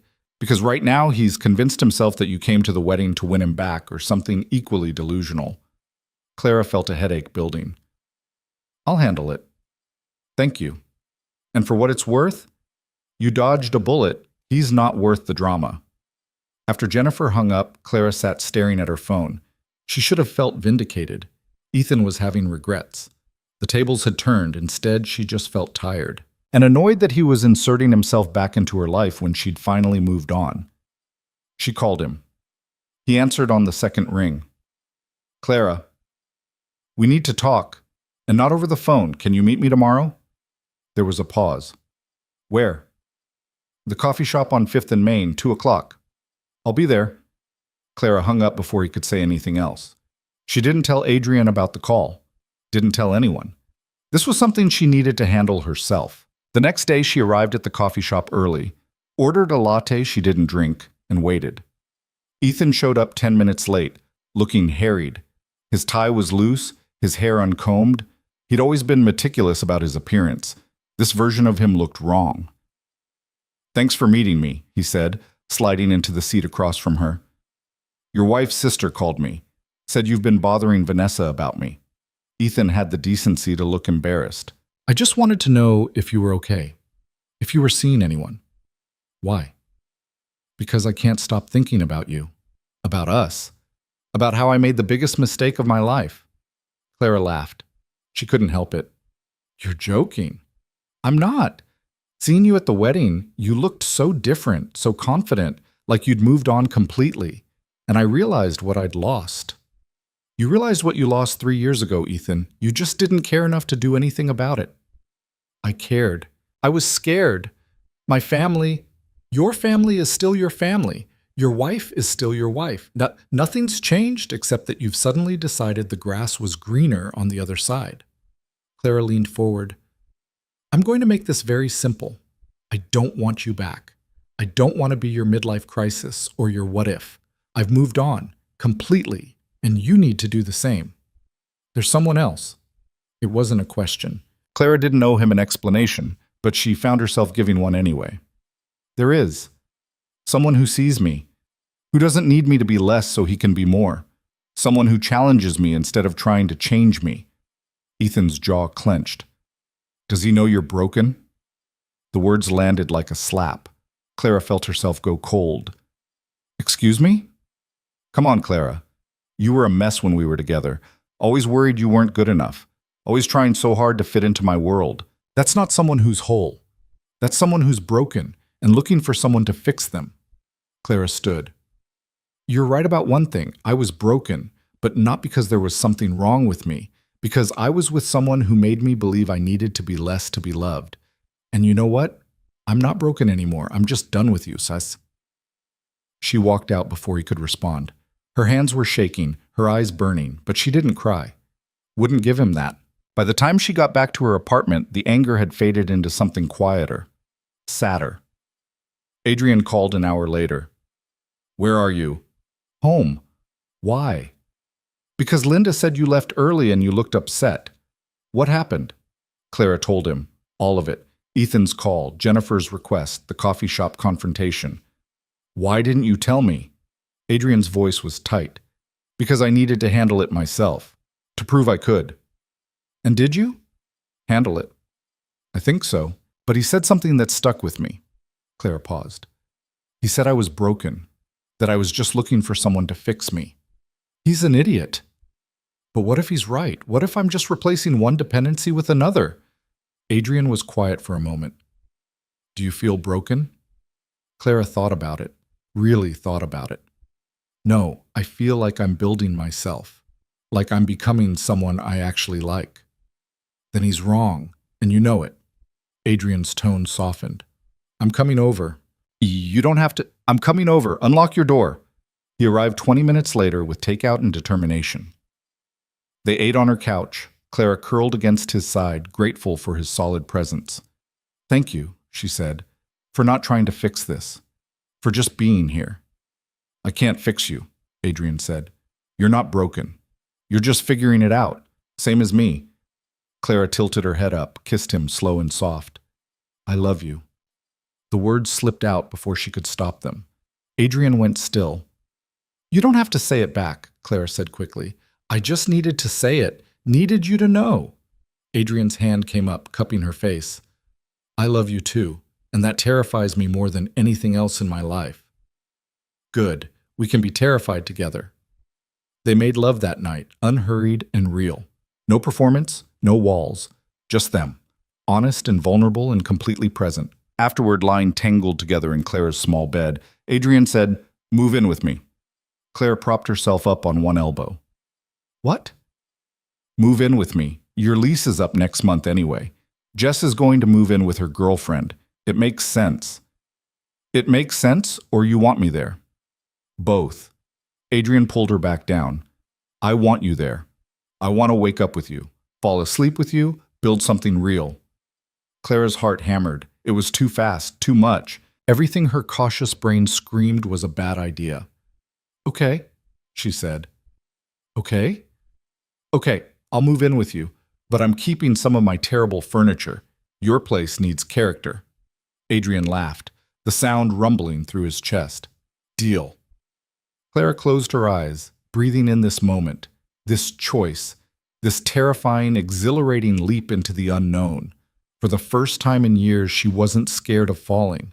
She was ready to fly. Moving in together turned out to be less romantic montage and more exhausting reality check. Clara had accumulated more stuff than she'd realized in 6 years of living with Jess, and most of it didn't fit Adrian's aesthetic of clean lines and deliberate minimalism. "What is this?" Adrian held up a ceramic frog wearing a tiny hat. "That's Gerald. Jess gave him to me as a housewarming gift when I moved in." "He's hideous." "He's sentimental." Clara took Gerald and set him deliberately on Adrian's pristine bookshelf. "He stays." Adrian looked like he wanted to argue, then seemed to think better of it. "Fine, but the inflatable furniture has to go." "That chair is comfortable." "That chair looks like it came from a college dorm room, which, given that you dropped out 7 years ago, it probably did." They compromised. Clara kept Gerald and a few other treasures that made Adrian wince. The inflatable chair went to Jess's new place, along with most of Clara's mismatched dishes and the poster of a beach sunset she'd had since she was 19. What surprised Clara most was how quickly it started to feel like home. Not Adrian's home, their home. She rearranged his kitchen so the coffee mugs were actually accessible. He cleared half his closet without being asked. She left books on the coffee table. He stopped commenting on it. Small adjustments, small compromises. The unglamorous work of actually building a life with someone. 3 months in, Clara woke to Adrian's side of the bed empty. She found him in his home office at 2 in the morning, still in his pajamas, hunched over his laptop with the kind of tension that radiated stress. "Can't sleep?" she asked from the doorway. Adrian didn't look up. "The Morrison deal is falling apart. They're threatening to pull out entirely." "What happened?" Competitor offered them better terms, better location, better everything, apparently. He finally met her eyes, and Clara saw genuine fear there. This was supposed to be the deal that took us to the next level. Without it, we're looking at layoffs, possibly closing the satellite office. Clara moved behind him, started rubbing his shoulders. They were rock solid with tension. What can I do? Nothing. There's nothing anyone can do. Morrison made his decision. Have you talked to him? Actually talked? Not just emails and lawyers? I've left 4 messages. He's not taking my calls. Clara thought about the past 3 months at Vale Industries, about the relationships she'd been building, the connections she'd been making, about Sarah Morrison, the client's daughter who'd mentioned at a dinner party that her father never made decisions without sleeping on them first. Give me his number, Clara said. Adrian turned in his chair. What? His number. Give it to me. Clara, I appreciate the thought, but give me the number or I'll find it myself. Adrian studied her for a moment, then rattled off the digits. Clara grabbed her phone, walked to the living room, and called before she could second-guess herself. It rang 4 times. She was about to hang up when a gruff voice answered. This better be important. It's 2 a.m. Mr. Morrison, this is Clara Hayes. I work with Adrian Vale. I know who you are. What do you want? Clara took a breath. I want 5 minutes of your time. Not to pitch you anything, not to change your mind, just to talk, person to person. There was a long pause. You've got 3 minutes. Talk. Your daughter Sarah mentioned you're a Yankees fan, season ticket holder since the 80s. What does that have to do with anything? My dad was too. Took me to my first game when I was 7. Told me that loyalty mattered more than winning, that sticking with your team through the bad seasons made the good ones mean something. Morrison's tone shifted slightly. Your dad sounds like a smart man. He was. He died 7 years ago, but I still think about what he said. Clara paused. Adrian Vale is a lot of things. He's demanding. He's stubborn. He's terrible at admitting when he needs help. But he's also loyal. He doesn't make promises he can't keep. And when he commits to something, he sees it through, bad seasons and all. Ms. Hayes, I'm not asking you to change your decision. I'm just asking you to give him a chance to respond before you make it final. To actually talk to him instead of going through intermediaries. Because I think you're making this choice based on numbers when it should be based on partnership. And partnerships require conversation. Another long pause. Have him call me tomorrow, 9 sharp. I'll give him 10 minutes. Thank you, Mr. Morrison. Don't thank me yet. 10 minutes isn't a guarantee of anything. He hung up. Clara stood holding her phone, adrenaline coursing through her. She'd either just saved the deal or made everything worse. Adrian appeared in the doorway. What did you do? Got you 10 minutes tomorrow at 9. Don't waste them. Clara, don't thank me until you actually save the deal. And for the record, I'm terrified I just made things worse. Adrian pulled her close, his face buried in her hair. How did you know what to say? I didn't. I just knew that numbers and lawyers weren't working, so maybe humanity would. She pulled back to look at him. What are you going to tell him tomorrow? The truth. That we want this partnership because we believe in the project, not just the profit margin. That we're willing to negotiate on terms if it means building something that lasts. That's good. Lead with that. Adrian kissed her forehead. Come back to bed. I need to be coherent tomorrow. The call at 9 lasted 45 minutes. Clara tried to work but couldn't concentrate, kept glancing at Adrian's office door. When he finally emerged, his expression was unreadable.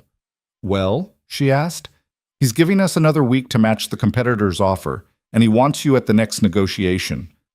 Me? Why? Because, and I quote, anyone who calls me at 2 a.m. to talk about baseball and loyalty deserves a seat at the table. Adrian's smile was small but genuine. You just became the company's secret weapon. Clara wasn't sure how she felt about that. Being useful was good. Being relied on felt like pressure she wasn't sure she could handle. The negotiation the following week was intense. Morrison brought his entire team, lawyers, accountants, his daughter Sarah, who turned out to be the company's CFO. Adrian brought Linda, their lead attorney, and Clara. For 3 hours, they went back and forth on terms, percentages and timelines and contingencies that made Clara's head spin. She contributed when she could, mostly by reading the room and suggesting breaks when tensions got too high. They didn't get everything they wanted, but they got the deal. Modified terms, tighter timeline, but it was solid. A real partnership instead of a transaction. When Morrison finally shook Adrian's hand, he turned to Clara. "You remind me of my late wife. She always said business was about people, not just numbers. Took me 20 years to learn she was right." "Thank you, sir." "Don't thank me. Just keep that one." He nodded at Adrian. "Honest. He needs someone who will." After everyone left, Adrian pulled Clara into his office and kissed her hard enough to make her forget where they were. "That was," he started. "Professional misconduct?" Clara finished, breathless. "I was going to say incredible, but yes, also probably that." He rested his forehead against hers. "Thank you. For the call. For today. For all of it." "We're a team," Clara said. "That's what teams do." Word spread fast. By the end of the week, Clara had 3 clients specifically requesting her involvement in their accounts. Linda started CCing her on more emails. Adrian began bringing her into strategy meetings she had no business being in yet. It should have felt like victory. Instead, it felt like drowning. "I don't know what I'm doing," she confessed to Jess over dinner one night. "Everyone keeps acting like I have answers, and I'm just making it up as I go." "That's literally what everyone does," Jess said, stealing a fry from Clara's plate. "The difference is you're honest about it." "That can't be sustainable." "Why not? You're good at reading people, good at making them feel heard." "That's a skill, Clara. Not everyone has it." "But I don't have a business degree. I don't have experience. I'm just what? Just someone who's worked harder than most people I know? Just someone who's had to figure everything out the hard way." Jess's expression was serious. "Stop waiting for someone to tell you you're allowed to be good at this. You're already doing it." Clara wanted to believe that. But the imposter syndrome was loud and persistent. The breaking point came a month later, a major client meeting where Clara was supposed to take the lead. The client was a developer named Marcus Chen, notoriously difficult, known for walking out of meetings if he got bored. Clara had prepared for 2 weeks, knew the proposal inside and out, had practiced her presentation until she could do it in her sleep. And then Chen showed up with his entire team plus 2 investors Clara hadn't known would be there, and her carefully prepared presentation suddenly felt woefully inadequate. 10 minutes in, Chen interrupted. "This is the same pitch Vale gave me last month. I thought you were supposed to bring something new." Clara's mind went blank. She could feel everyone watching her. Adrian's expression was carefully neutral, but she could sense his tension. "You're right," she heard herself say. "This is the same framework, different details, same bones. And you know why? Because the framework works. It's gotten results for 8 other clients in similar situations. But you're not interested in what worked for someone else. You want to know what's going to work for you specifically." Chen leaned back. "Go on." Clara abandoned her presentation entirely, started asking questions instead. What were Chen's actual concerns? What had other firms missed? What would success look like to him? They talked for an hour. Real conversation, not pitch and parry. By the end, Clara had 3 pages of notes and a completely different understanding of what Chen needed. "Send me a revised proposal based on this conversation," Chen said as he stood to leave. "And Ms. Hayes? Next time, skip the PowerPoint. This was much better." After he left, Clara collapsed into her chair. "That was terrifying." "That was brilliant," Adrian said. Linda and the rest of the team were nodding in agreement. "I completely abandoned the plan." "The plan wasn't working. You adapted. That's exactly what you should have done." Clara looked at her notes, still trying to process what had just happened. She'd gone off script, trusted her instincts. And it had worked. Maybe she could actually do this. The revised proposal took 3 days to pull together. Clara worked late every night, subsisting on coffee and takeout. Adrian tried to help, but she shooed him away. "I need to do this myself," she said. "Need to know I can." When she finally sent it to Chen, she felt like she'd run a marathon, exhausted but accomplished. Chen's response came 2 hours later. "This is exactly what I was looking for. Let's move forward." "Well done, Ms. Hayes." Clara read the email 3 times, making sure she wasn't hallucinating. Then she walked into Adrian's office and showed him her phone. "I did it," she said, and was mortified when her voice cracked. I actually did it. Adrian pulled her into his arms. I never doubted it. I did. Every single day. I know, but you did it anyway. That's courage. That night, they celebrated with expensive wine and cheap pizza, a combination that somehow felt perfect. Clara was exhausted and elated and still processing the fact that she'd closed a major deal entirely on her own merit. Can I ask you something? Adrian said as they sat on the couch, Clara's feet in his lap. Sure. Are you happy? Actually happy? Clara thought about it. 6 months ago, she'd been a waitress living paycheck to paycheck, convinced her life had peaked in college before she'd even had a chance to start it. Now she had a career, a partner, a future that felt open instead of predetermined. Yeah, she said. I think I actually am. Are you? More than I've ever been, which terrifies me. Why? Adrian was quiet for a moment. Because I keep waiting for it to fall apart. For you to realize you can do better. For something to go wrong. Clara set down her wine. Adrian, look at me. He did, reluctantly. I'm not going anywhere. I'm not looking for better. I'm exactly where I want to be. Even when I'm difficult and controlling and terrible at expressing emotions? Especially then.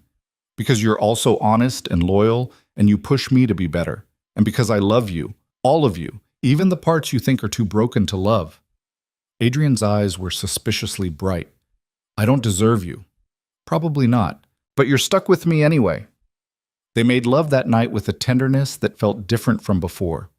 Like they were building something permanent, something that might actually last. The next few months were a blur of work and growth. Clara closed 2 more major deals, got promoted to senior client relations manager with a salary increase that made her cry in the bathroom. Started getting invited to industry events not as Adrian's +1, but as a professional in her own right. She also started getting recognized. A profile in a business magazine. An invitation to speak on a panel about client relations. People wanted her expertise, her opinion, her time. It was overwhelming and exhilarating, and sometimes felt like too much too fast. I need a break, she told Adrian one Friday evening. Just a weekend. No work, no events, no being on. Okay. What do you want to do? I don't know. Something normal. Something that reminds me I'm still a regular person. And they ended up at a diner not unlike the one Clara used to work at. She ordered pancakes at 8 p.m. and didn't care that it was weird. Adrian got a burger and actually relaxed, his shoulders losing their permanent tension. This is nice, he said. See? Normal can be good. I forget that sometimes. Forget how to just exist without an agenda. A waitress came to refill their coffee. She looked exhausted, moved with the efficient weariness Clara recognized from years of doing the same job. On impulse, Clara left a $100 tip on a $20 check. Adrian raised an eyebrow. Generous. I know what it's like. How much that job takes from you, how little it gives back. You miss it? No, but I remember it. Remember feeling like I'd always be stuck there. Clara paused. Sometimes I still can't believe this is real, that I'm actually here. It's real. You earned it. Did I? Or did I just get lucky that you happened to be in the right place at the right time? Adrian set down his coffee. Luck opened the door. You walked through it. Everything after that was you, Clara. Your work, your talent, your willingness to risk failing. Clara wanted to argue, but she was getting better at accepting compliments without deflecting. Thank you. For what? For seeing me. For giving me a chance when no one else would have. I didn't give you anything you didn't already have. I just got out of the way and let you use it. They stayed at the diner until closing, talking about everything and nothing.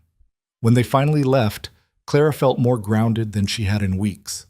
The weekend reset helped, but by Monday, Clara was right back in the pressure cooker. A new client with impossible demands. A conflict between 2 team members she had to mediate. A proposal that needed to be rewritten from scratch because the first version missed the mark completely. She was working late on a Thursday, alone in her office, when her phone rang. Unknown number. Clara Hayes. Clara, it's Patricia. Patricia Blake. Clara's stomach dropped. She hadn't heard from Ethan's mother since the wedding. Mrs. Blake, what can I do for you? I need a favor, a business favor, not a personal one. I'm listening. I'm on the board of a nonprofit. We're hosting a fundraising gala next month, and our event coordinator just quit, left us completely in the lurch. Patricia paused. I need someone who can handle high-profile clients, manage complex logistics, and navigate difficult personalities. Your name came up. Clara was too surprised to respond immediately. I know we haven't exactly been friendly, Patricia continued, but I'm practical. And from what I hear, you're very good at what you do. This is a business proposition, paid, of course, competitive rate for the work involved. Why me specifically? Because you impressed Robert Morrison, and Robert doesn't impress easily. Because you've built a reputation in 3 months that takes most people 3 years. And because, despite our history, I trust you to get the job done. Clara's mind raced. Working with Patricia would be awkward at best, antagonistic at worst. But it was also an opportunity, a chance to prove she'd moved beyond being Ethan's discarded ex-girlfriend. Send me the details, Clara said. I'll look at them and let you know. Thank you. I'll email everything tonight. After Patricia hung up, Clara sat staring at her phone. Adrian appeared in her doorway. You're working too late again, he said. Patricia Blake just offered me a consulting job. Adrian's expression shifted. Ethan's mother? The same. She needs help with a fundraising gala. Are you seriously considering it? I don't know. Should I? Adrian came into her office, sat on the edge of her desk. That depends. Why would you take it? To prove I can. To show her and everyone else that I'm more than what Ethan made me feel like I was. You've already proven that. You don't need Patricia Blake's validation. Maybe I need my own validation. Need to know I can face that world again and not feel small. Adrian studied her. If you take this, it's going to be uncomfortable. Patricia isn't going to make it easy. I know. And Ethan will probably be there. At the gala. Clara hadn't thought about that. The idea of seeing Ethan again, this time with Adrian at her side, felt strange. Not painful, just strange. I can handle it, she said. I know you can. The question is whether you should have to. Clara considered. Part of her wanted to avoid the whole situation, keep her distance from anything Blake-related. But another part, the part that had grown over the past 6 months, wanted to face it head-on, to prove that she'd moved so far beyond that chapter that it couldn't touch her anymore.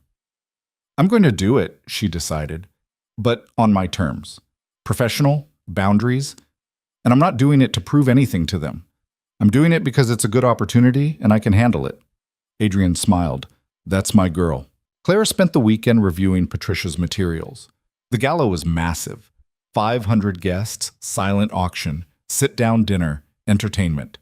The kind of event that required military-level organization and the ability to manage a dozen competing egos. It was also exactly the kind of challenge Clara had learned to thrive on. She met with Patricia the following Tuesday. The meeting was professional, almost warm.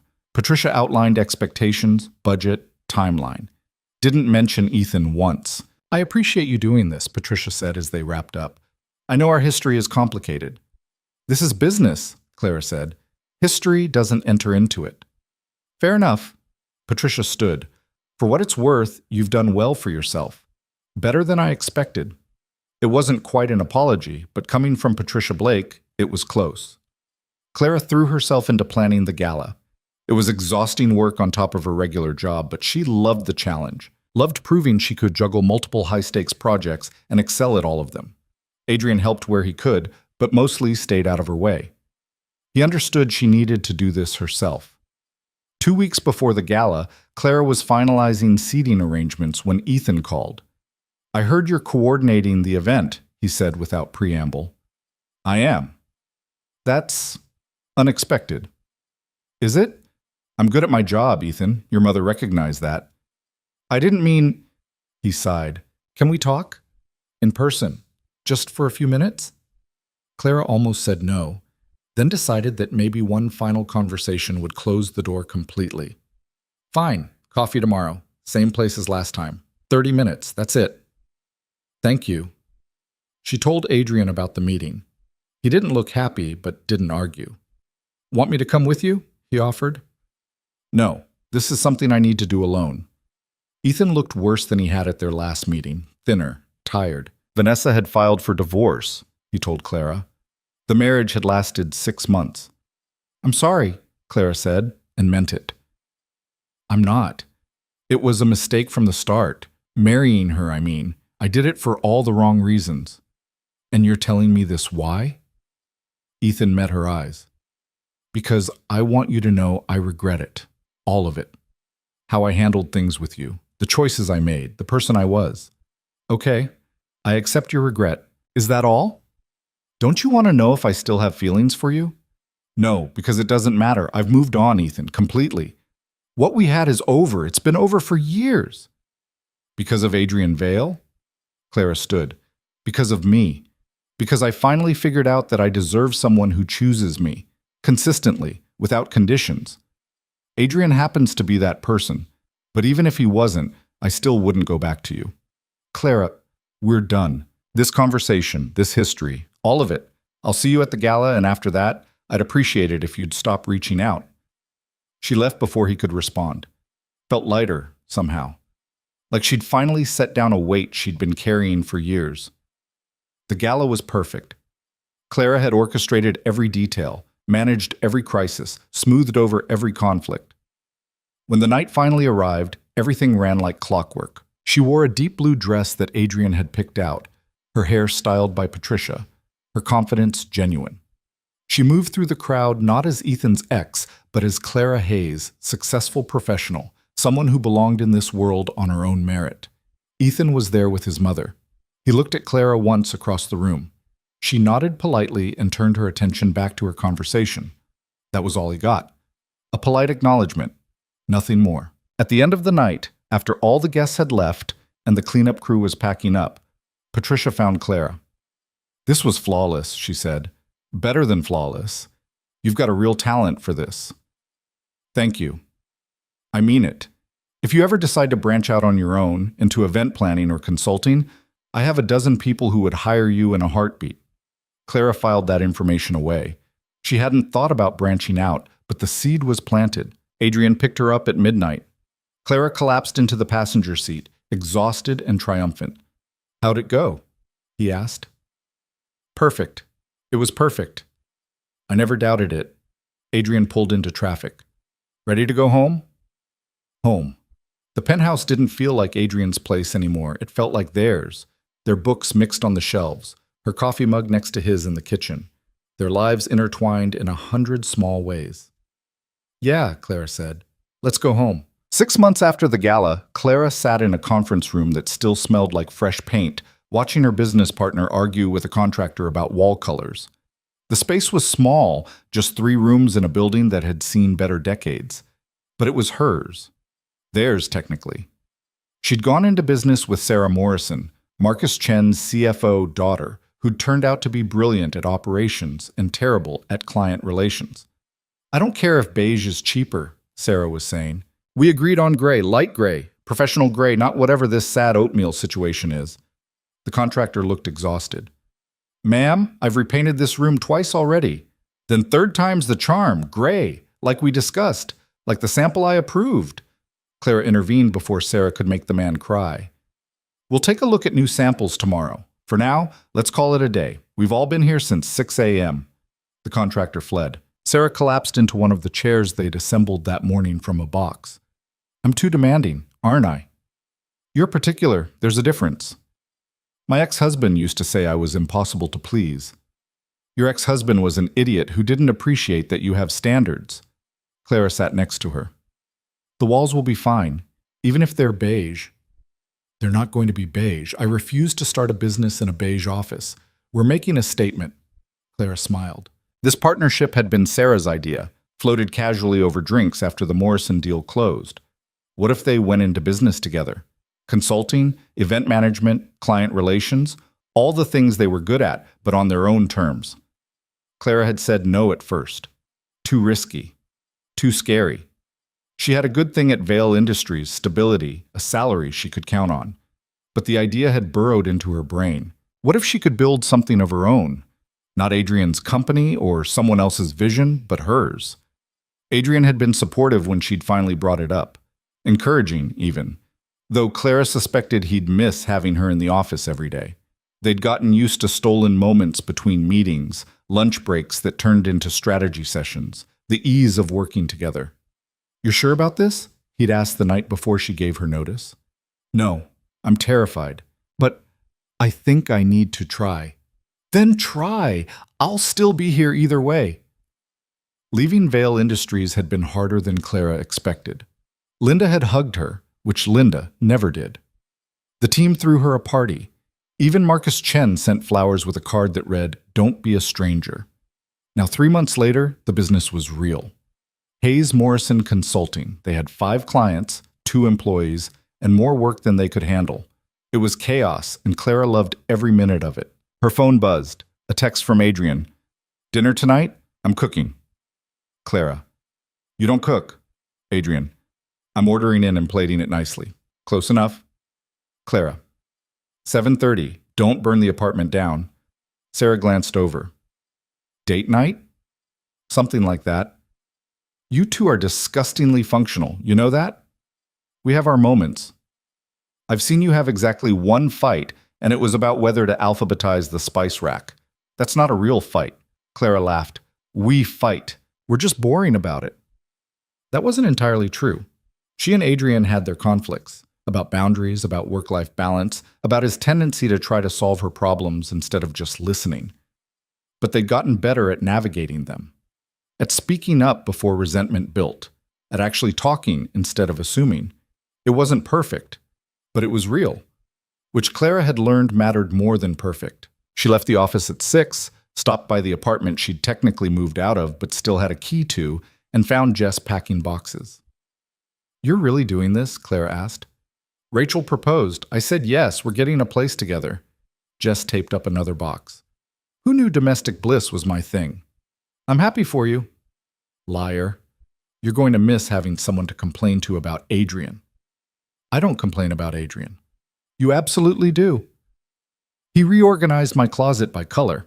He scheduled my dental appointment without asking. He keeps trying to give me business advice like I didn't just close 3 major deals." Jess's impression was annoyingly accurate. "Okay, fine. I complain sometimes. But I love him."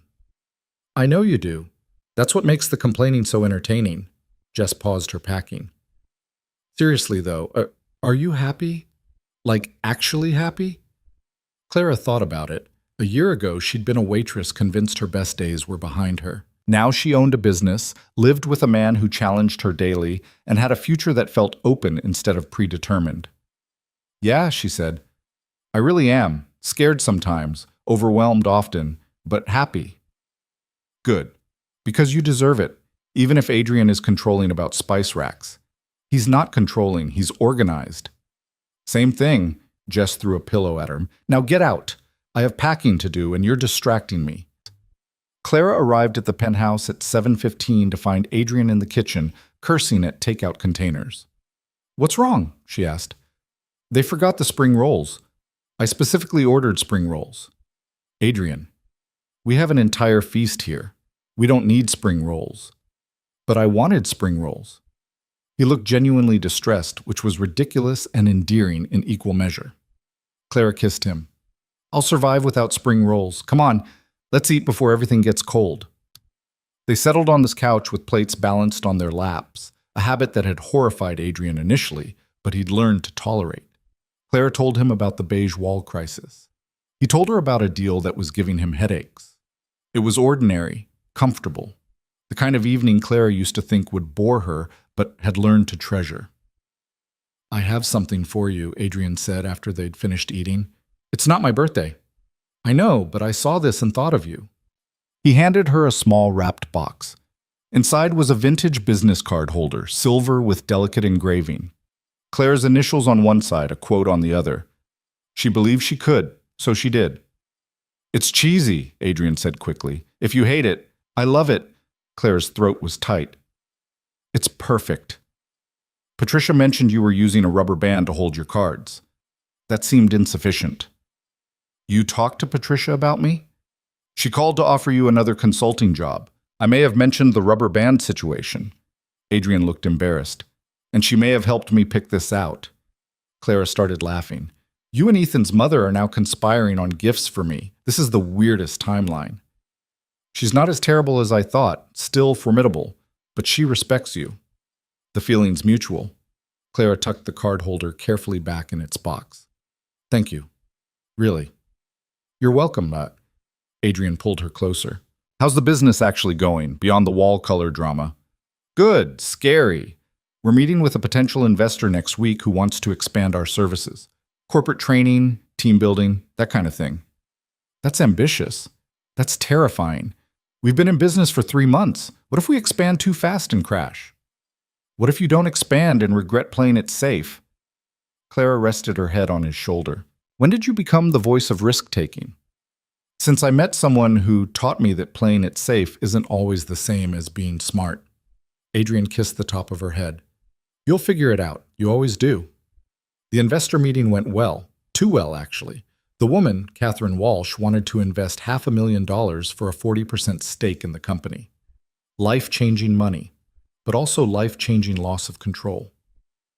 That's huge, Sarah said after Catherine left.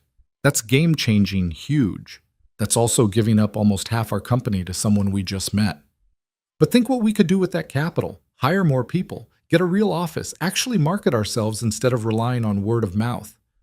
Clara knew Sarah was right, but something held her back, some instinct that said moving too fast could destroy what they were building. Let me think about it, she said.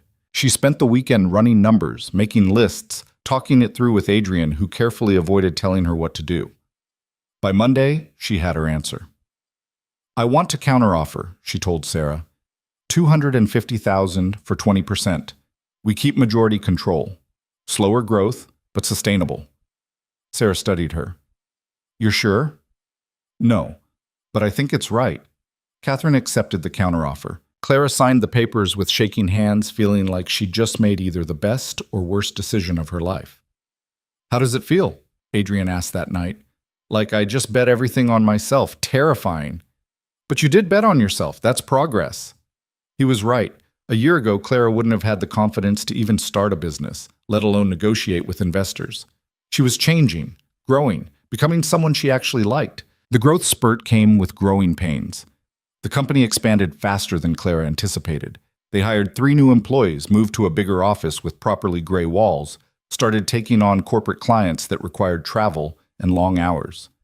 Clara found herself working late more often than not, missing dinners with Adrian, canceling plans because a client emergency came up, living on coffee and adrenaline and the constant low-grade anxiety that she was going to mess something up catastrophically. You look exhausted, Jess said when they met for lunch one day. Lunch. Clara almost canceled because of a meeting that ran long. I'm fine. You're running yourself into the ground. I've seen you do this before. It doesn't end well. This is different. This is my company. You have to take care of yourself or you won't have a company to run.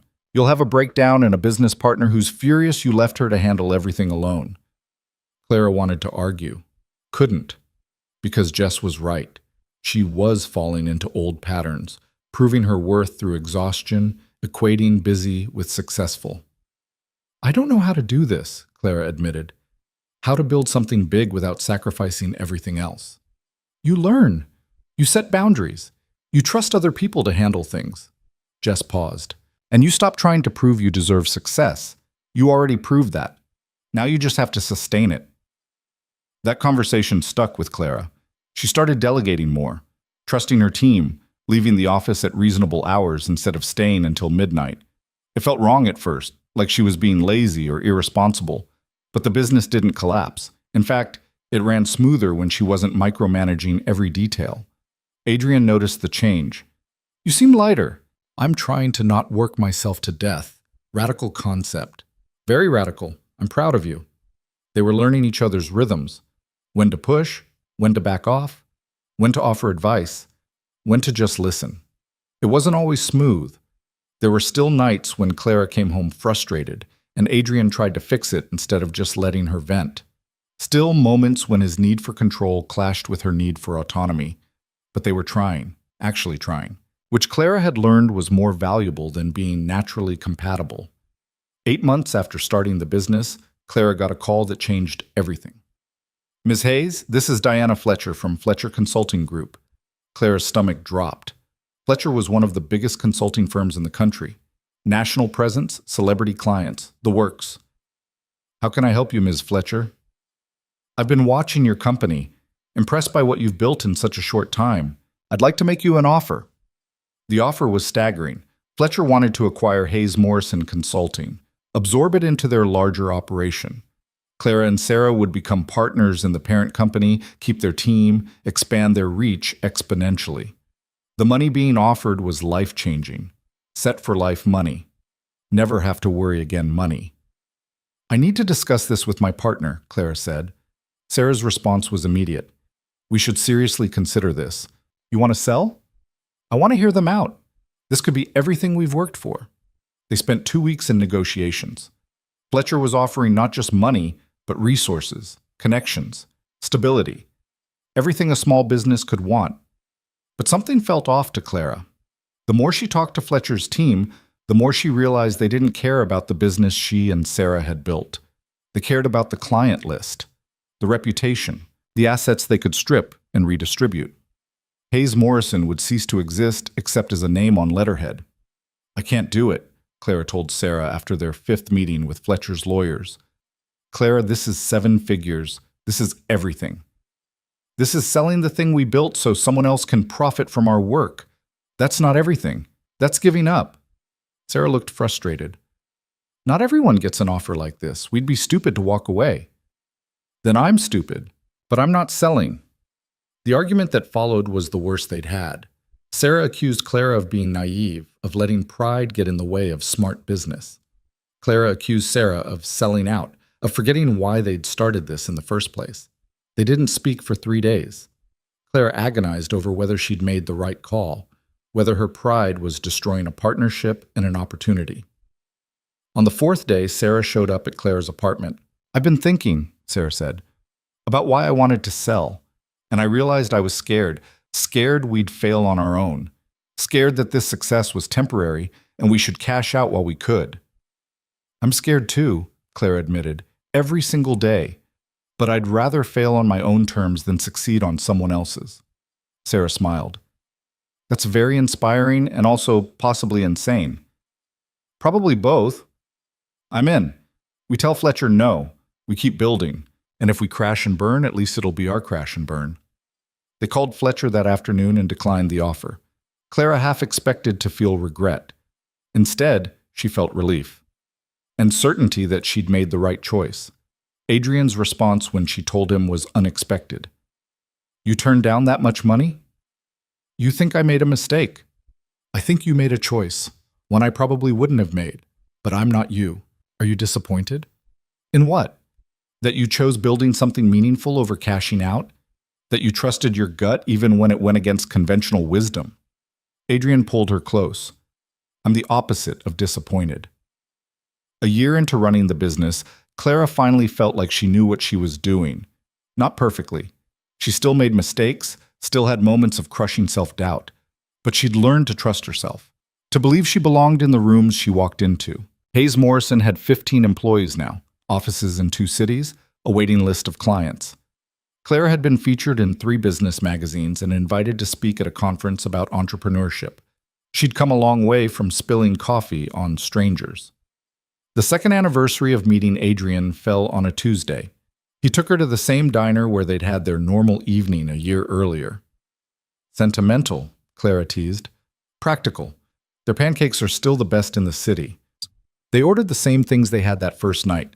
Pancakes for Clara, burger for Adrian, talked about work and life and the small details that made up a shared existence. Can I ask you something? Adrian said over coffee. Sure. Do you ever regret it, saying yes to that insane deal I offered you? Clara thought about the past 2 years, the transformation, the challenges, the growth. Meeting Adrian had changed the trajectory of her entire life, but she'd been the one who'd chosen to change. The invitation had been his, the work had been hers. No, she said honestly. I don't regret it. Do you? Not even for a second. Adrian reached across the table, took her hand. I had this whole speech planned about how you've changed my life, made me better, all the things people say when they're trying to... He pulled out a small box. Clara's heart stopped. Propose, he finished. The ring was simple, elegant, Exactly what Clara would have chosen if she'd been asked.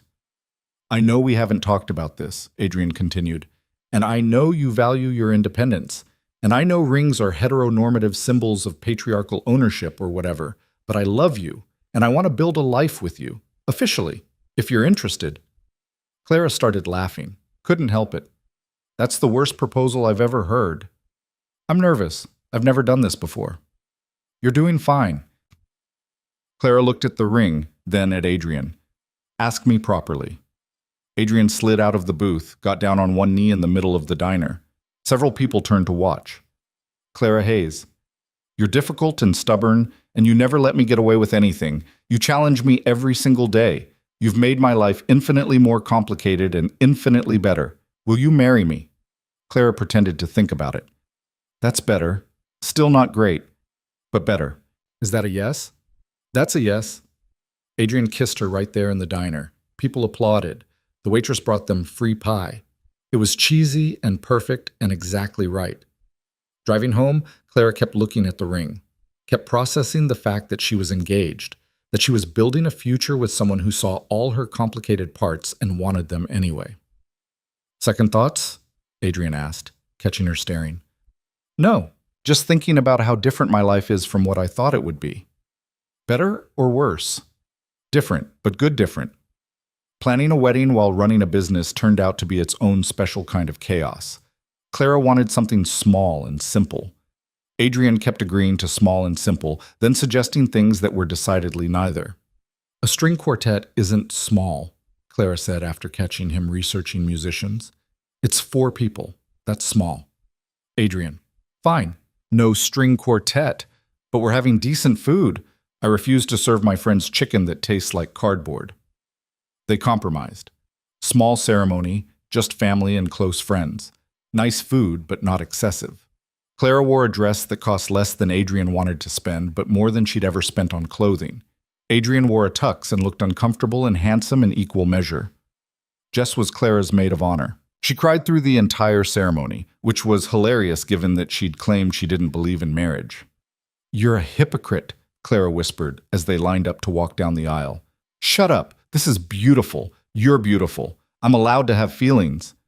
The ceremony was short. Clara had written her own vows. So had Adrian. I promise to let you be complicated, he said. To challenge you when you need it and support you when you don't. To trust that you know what you're doing even when I think I know better. To build a life with you that's messy and real and ours. Clara's vows were simpler. I promise to keep calling you out when you're being controlling. To let you in even when it scares me. To choose you every day, even when it's hard. Especially when it's hard. They kissed. Everyone cheered. And just like that, Clara Hayes became Clara Hayes Vale. A hyphenation that Adrian had suggested, and Clara had accepted because it felt like the right balance of independence and partnership. The reception was exactly as chaotic as Clara had feared. Her family, what little remained of it, mixed with Adrian's business associates and their mutual friends in a combination that shouldn't have worked, but somehow did. Patricia Blake showed up, which surprised Clara. Even more surprising, she brought a gift. For your new venture, Patricia said, handing over an envelope. Inside was a check. A substantial one, made out to Hayes Morrison Consulting. Patricia, I can't. It's an investment, business, not charity. I expect returns. Patricia's smile was small but genuine. You've built something impressive. I'd like to be part of it. Clara hugged her, which clearly made Patricia uncomfortable, but she tolerated it anyway. Later, dancing with Adrian while Jess took approximately 1,000 photos, Clara thought about how far she'd come. Not just in business or relationships, but in herself. She'd spent so long believing she was the person Ethan had left behind, believing she'd peaked before she'd even started, letting that rejection define her worth. But rejection hadn't broken her. It had just revealed what was already there, strength she hadn't known she had, resilience she'd stopped believing in, the capacity to choose herself even when it was terrifying. Adrian had been part of that journey, but he hadn't saved her, hadn't fixed her. He'd just been honest enough to see her and patient enough to wait while she learned to see herself. What are you thinking about? Adrian asked. How I used to think happy endings were about getting the guy, having the career, checking boxes on some imaginary list of success. And now, Now I think happy endings are just new beginnings. And the work never really stops, you just get better at doing it. Adrian smiled. That's very wise and also kind of depressing. Welcome to life with me. It's complicated. Good. I like complicated. They danced until Clara's feet hurt and Adrian's formal facade finally cracked into genuine laughter. Surrounded by people who loved them, building a life that was messy and real and entirely theirs. 3 years later, Clara stood in front of a conference room full of college students sharing her story. The invitation to speak had come from her old university, the one she'd dropped out of to take care of her father. She told them about being a waitress who felt stuck, about taking a crazy risk on a stranger's offer, about building a business from nothing, about learning that failure wasn't the end of the world and success wasn't the cure for insecurity. The thing they don't tell you, Clara said to the room of eager faces, is that you're never going to feel ready. You're never going to feel like you deserve it. You're just going to have to do it anyway and figure it out as you go. A hand went up. Young woman, probably 20. What if you fail? Then you fail, and it hurts, and you learn from it, and you try something else. Clara paused. I spent years being defined by someone else's rejection, letting one person's decision to leave dictate my entire sense of worth.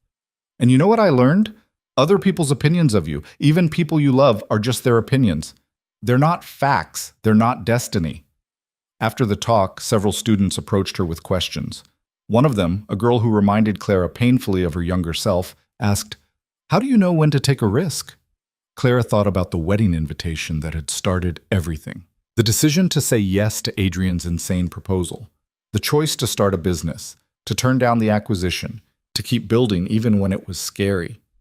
You don't know, she said honestly. You just decide that the regret of not trying is worse than the fear of failing, and then you jump.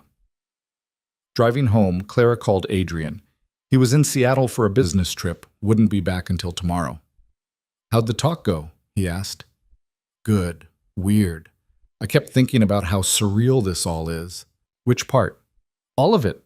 The colleges want me to speak to students, that I run a successful business, that I'm married to someone who actually likes how difficult I am. I more than like it. I require it at this point. You've ruined me for normal people. Clara laughed. Same, probably. Did you tell them about spilling coffee on me? Obviously. That's the best part of the story. That's the part where you assaulted me with hot beverages. I'm not sure it's appropriate for college students. Shush, you love that story. I love you. The story is just okay.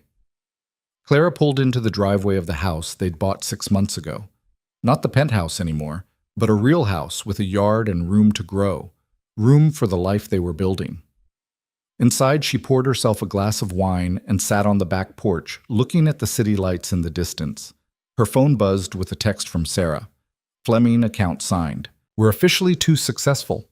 I hate it and love it. Clara smiled. Hayes Morrison now had offices in 4 cities, 40 employees, more business than they could reasonably handle. They were successful by any measure, and it was exhausting and exhilarating and everything Clara had never let herself dream about. Another text, this time from Jess. Rachel and I are pregnant. IVF worked, due in January. You're going to be an aunt. Try not to corrupt my child too much. Clara called immediately. Oh my God, congratulations. Thanks, we're terrified. You're going to be amazing parents. We're going to be disasters, but hopefully loving disasters. Jess paused. How's married life?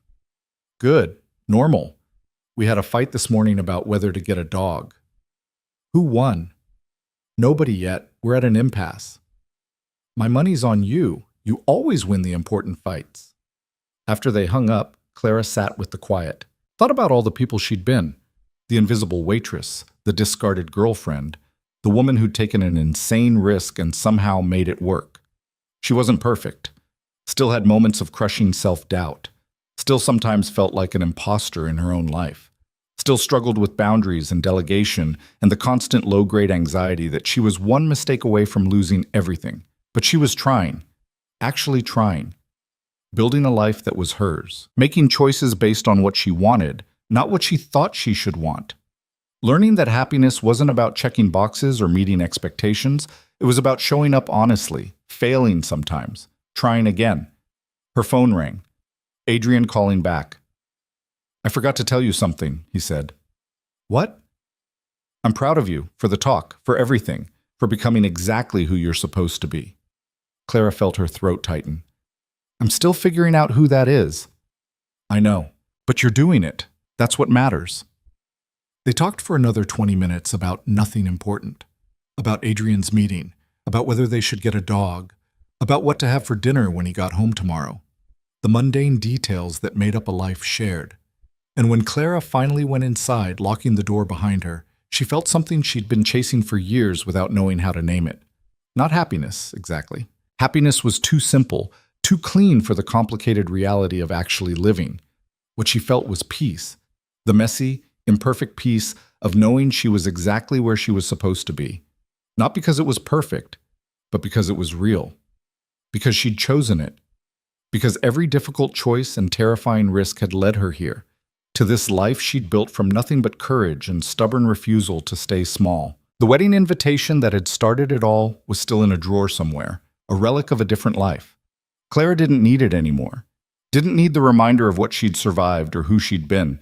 She knew who she was now, and that was enough.